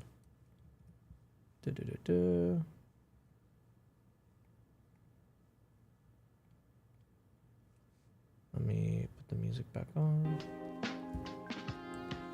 All right. So this was from Sora, yeah? I think this was a fantastic shot, man. It takes a lot of skills, right? Or at the very least, it takes a lot of knowledge and the skills to get the shot. And it's funny because when I was doing my trip to Tanzania and I was teaching the wildlife photography to the safari guides, one of those things I told them as like the advanced shot. The more comfortable you get as a photographer, you're looking for this kind of a panning shot, right? Imagine it's a gazelle or imagine a cheetah. I mean, the cheetah would be like #1 option, but you get a fast moving animal, and if you're able to match the pace of the animal, whether it's by you swinging the camera at the same speed, or if the Jeep is moving at the same pace, if you can get that nice slow shutter shot where the subject is fixed and focused, but then everything else looks nice and blurry, man, that's like a Nat Geo worthy shot if you can nail it. Ayo says, I recommend you to have a friend when you're in Indonesia. There's a high chance that your equipment gets stolen. I really do need to go there at some point, because obviously they got really cool primates, the orangutans. I don't know how to pronounce the name. Torbjorn Rash Peterson 7506 says, Brazil has never beaten Norway in a football match, but Norway has now beaten Brazil twice. Wow. Isn't Brazil supposed to be really good? I don't know anything about football. I do know, I heard that the US lost, right? And I think we lost. I say we as if I care at all about the US soccer team, football team. But my understanding is that the US lost pretty drastically. Like did we get crushed or something by Belgium or someone? Bear, thank you. I assumed it was Norwegian because it's got that Bjorn, or, you know, like that, whatever you guys do in your country language. Nice ass. It's me, Bear. Nice. Well, thank you very much for hopping over and following me over on the YouTube side too. Sora says, I do plan on doing sports photography, so got to practice. Yeah, if you can get these like nice panning shots for sports, that's great. Ayo says, W panning shot. Yes. Yeah, honestly, this is like no critique at all. You nailed it. And that was with the Sony A6000. And it's like, yeah, because you get like a nice, well, you got it nice and centered. You've got no other vehicles surrounding you. You got this interesting diagonal framing for it. I think it's good. And the color, I mean, obviously you edited this, right? But you did an excellent job with like, I like this kind of muted tone to the colors. So again, when I was starting photography, I would have done the opposite. I would have done like super oversaturated. And, you know, Now I would never do that, but you know, to me this looks very professional, very clean. You have very minimal colors here. What is this green, white, and red? What, isn't this like some country flag? I'm thinking like Mexico or Italy or something's coming to mind, but it does remind me of that randomly. But yeah, cool shot. Sora says thank you to AO. The shutter of that is 1/125 or 1/250 and 5.6 aperture. Nice. Bear says Torbjorn. Torbjorn is my real name. Old Norse. Sorry, I'm not laughing at your name. What was I laughing at? What's the name of that TV show? Oh my god, it's so funny. I want to rewatch it actually. I thought is it called The Norseman? I think that's what it is. Hold on. It's called The Norseman? Yeah. Oh, or just Norseman. Sorry, I just randomly thought of that, but they need to keep the show going. Did it get canceled or something? Man, it was so good. Thor, as in the thunder god. Oh, Thor. Thor. And then Bjorn is Norwegian for bear. I didn't know that because I hear Bjorn all the time. I feel like, yeah, in movies or something. Hence Bear Thunder. Yo, man, that's your name? I don't think it gets more badass than being named after a thunder bear. Bear Thunder. Sora says those are grocery stores. Nice. I gotta go to sleep since it's 12 a.m. Well, thank you very much, AO. No problem, Sora. Even if we're at different media app, we can still connect. Yeah, thanks, AO. It's great to have you on here. It's been a while. A long time no see. Have a good night. That is a brilliant TV show. Hells yeah, it is. Man. What should I watch tonight? I actually should be winding down. It's almost 10 p.m. I did start a little early today, finally. Okay, so what have we gotten through today? Oh, wait, before I do that, since some of you guys are new, so definitely check out my YouTube channel. Okay, check it out. Like every video, leave a comment on every video. Obviously make sure to subscribe. But here, let me see. Oh, and then I'll give you also a sneak peek into a video that I'm working on. It's not going to be like the craziest video by any means, but it should be fun. Sora says, my name came from a cult leader, Charles Manson. Sorry, I'm laughing at you for that one, but my real name is, check out his TikTok too, ladies. Oh yeah, my TikTok. I mean, I do need to be more consistent there. So, what am I working on? So I did a trip to Vietnam. We haven't gotten to this trip yet in terms of like the travel vlogs. This was back in 2025, beginning of 2025. Actually, about a year, over a year ago. And I was there as part of a Nikon trip. I was the photo leader. I took about a dozen people with me to do a lot of photo shoots. A really fun trip. I'm excited once we get to that particular experience.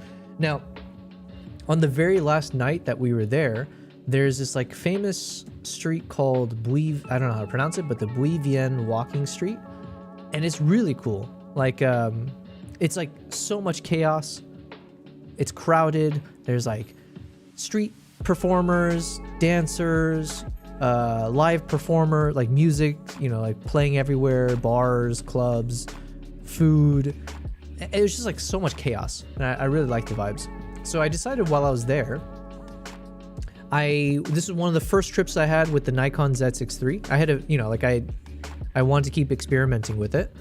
And on this trip, because I was with some Nikon people, I was able to borrow a few lenses, but I had a 35 1.2 or 1.8, I forget which one. I had a 20 1.8 and the 85 1.2. So I wanted to, just for fun, walk down this street with each of the lenses, just hand holding and like in an uninterrupted single take video. So like never pause, never stop walking, and just constantly just film whatever I see and see what the quality looks like. And I think the quality turned out really nice. So I've got a number of these from that session. So for example, this is what I shot. This is with the 20 millimeter.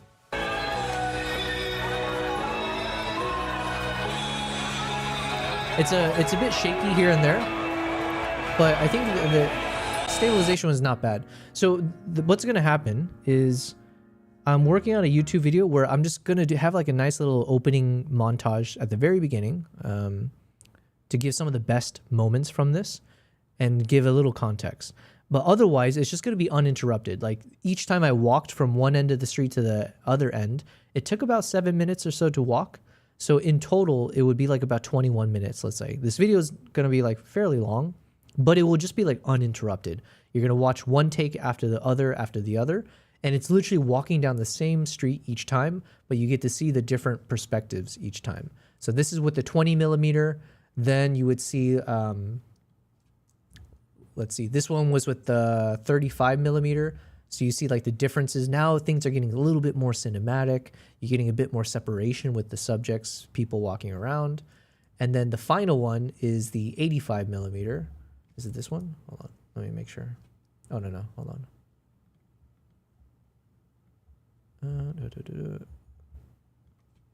Yeah, this would be the 85mm.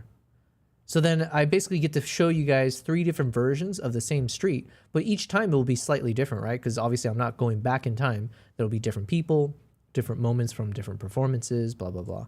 So basically that's what I'm just putting together now. I'm just trying to make sure everything is stability-wise is clean enough.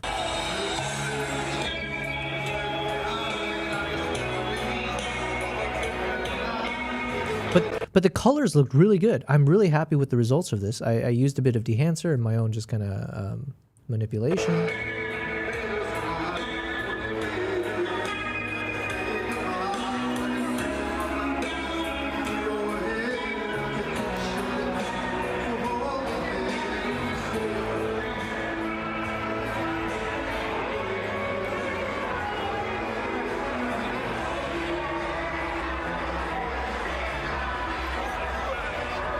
Man, it was also such a challenge because I was trying to walk through the crowd without ever stopping is like, that's its own skill, all right?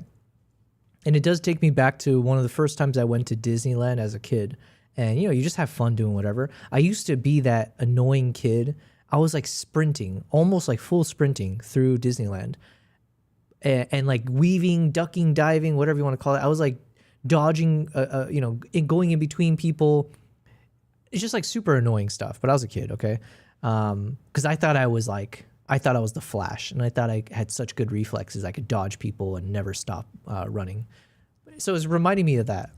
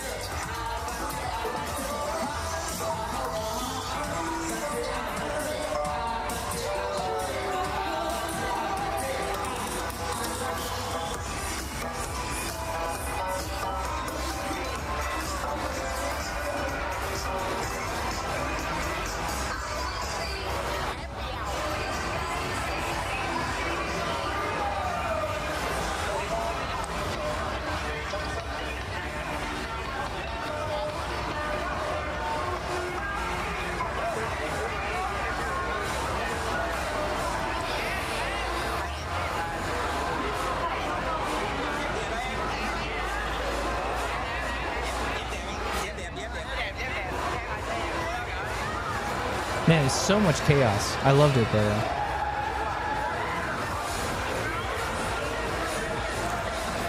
There's a moment where a kid's gonna show up and he's gonna blow this like big ass fireball in my face for the camera.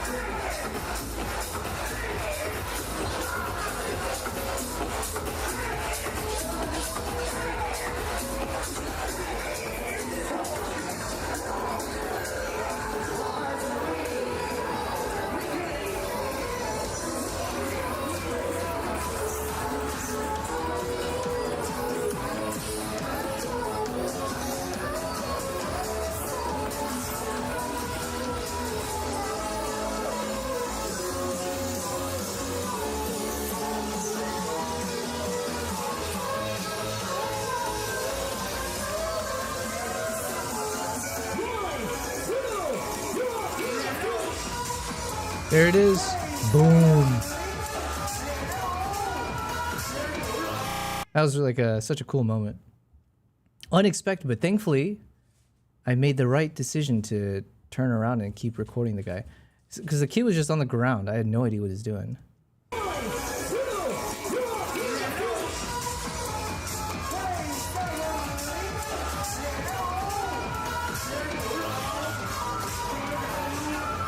So anyways, we got 3 different takes. Like I said, each time it gets a bit more cinematic as we then jump into like the 85. However, each time I do this, the stabilization gets much more challenging because obviously with an 85, it's really hard to have stable shots, especially when I'm just walking nonstop. Sora says, time for me to spend $280 on the Sony 24-105 f4G lens. Nice, nice. 24-105 would be a good, yeah, an f4 is great. I think that's a good lens. That's a very versatile lens. So this is the 85. The beauty of shooting with an 85 1.2, I think I had everything set to 1.8 just for consistency, I guess. But the cool thing is obviously you get this nice bokeh, you get nice compression, you get, you know, even just like these little still images here. It just feels super cool, you know, whatever you're shooting, especially in this kind of low light with all the crazy lights everywhere.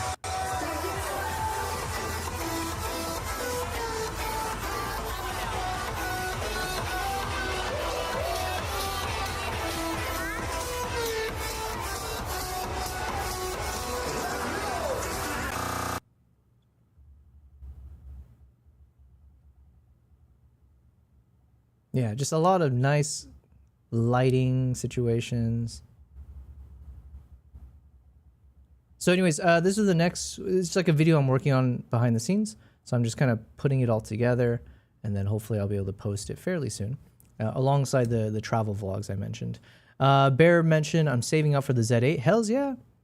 Z8 is, I mean, for most of my travels, I've been shooting with the Z9 and Z6 III more recently. And now the ZR.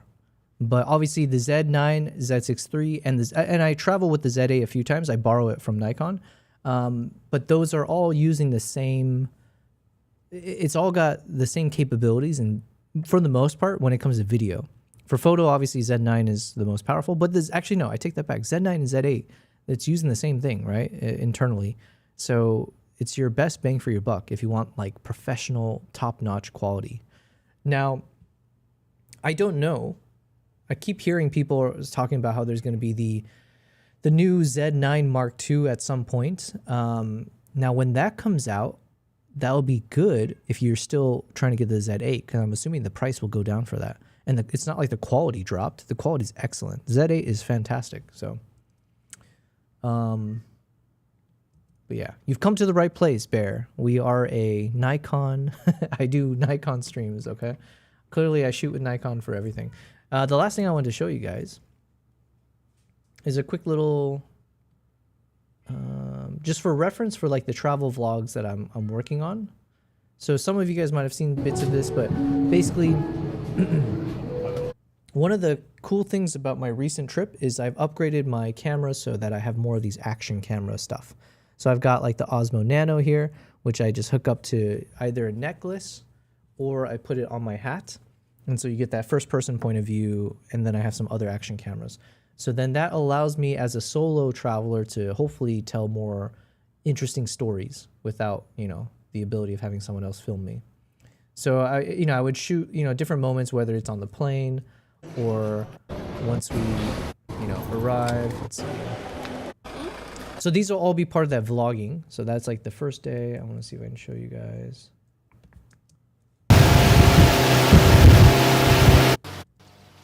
So basically, you'll see all these moments that I had captured. So this will be part of these vlogs. You guys get to step into this journey with me.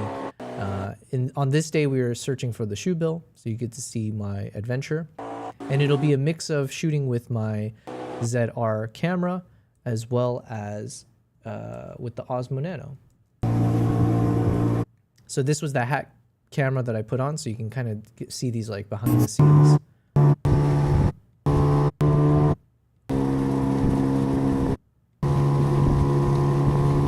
So yeah, point is, you'll have those types of moments to look forward to. And there's going to be some crazy moments on this trip, okay? The craziest one I mention all the time is the chimpanzee that basically lunged at me when I got a little too close to it. You know, no one's fault but my own. Let's see if I can find it real quick. These are just like the 1080 proxy files, because, yeah, otherwise it'd be a nightmare.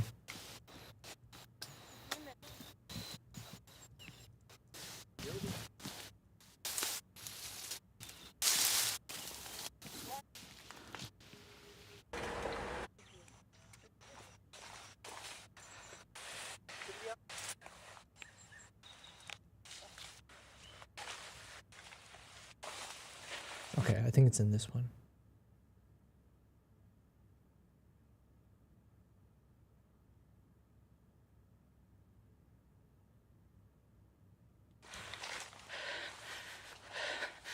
Following this chimp.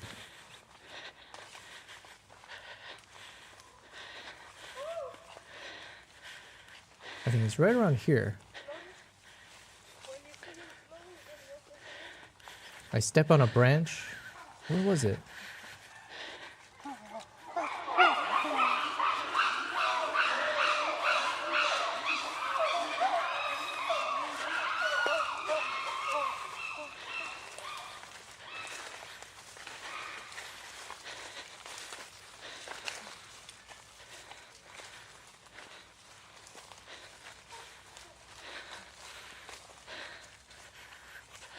Maybe it happened earlier. Let's see. Oh, no, it's coming up. Okay. Excuse my heavy-ass breathing. Bear says it'll be my 4th digital Nikon. Oh, nice, nice. Yeah, so now I travel with the ZR. I travel with 2 ZR, or I try to travel with 2 ZRs if I can borrow one. But I have my Z9 as my main powerhouse for wildlife stuff, and then the ZR for my film and everything else now.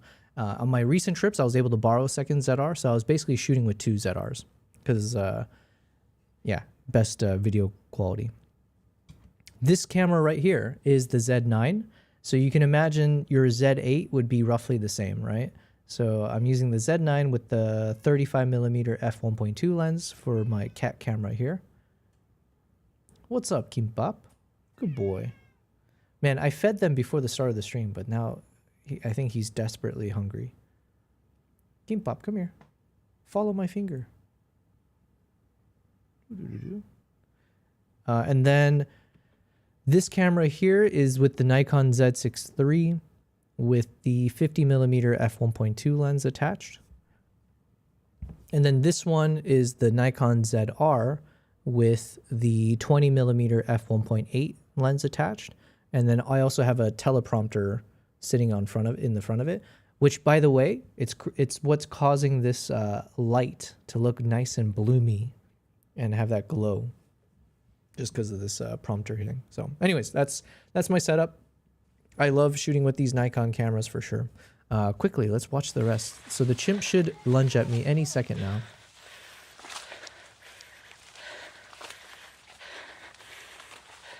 Here it is.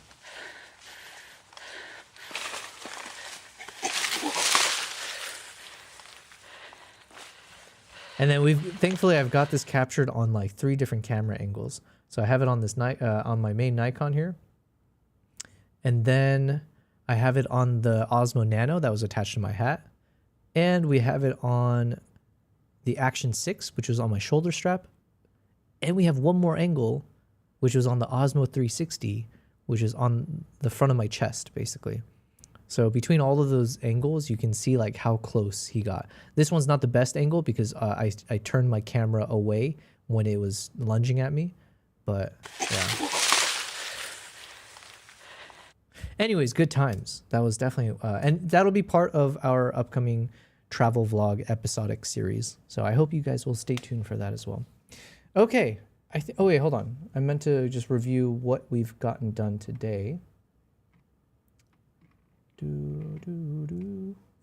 So this was the first day when we were editing the photos. So I focused on the shoe bills.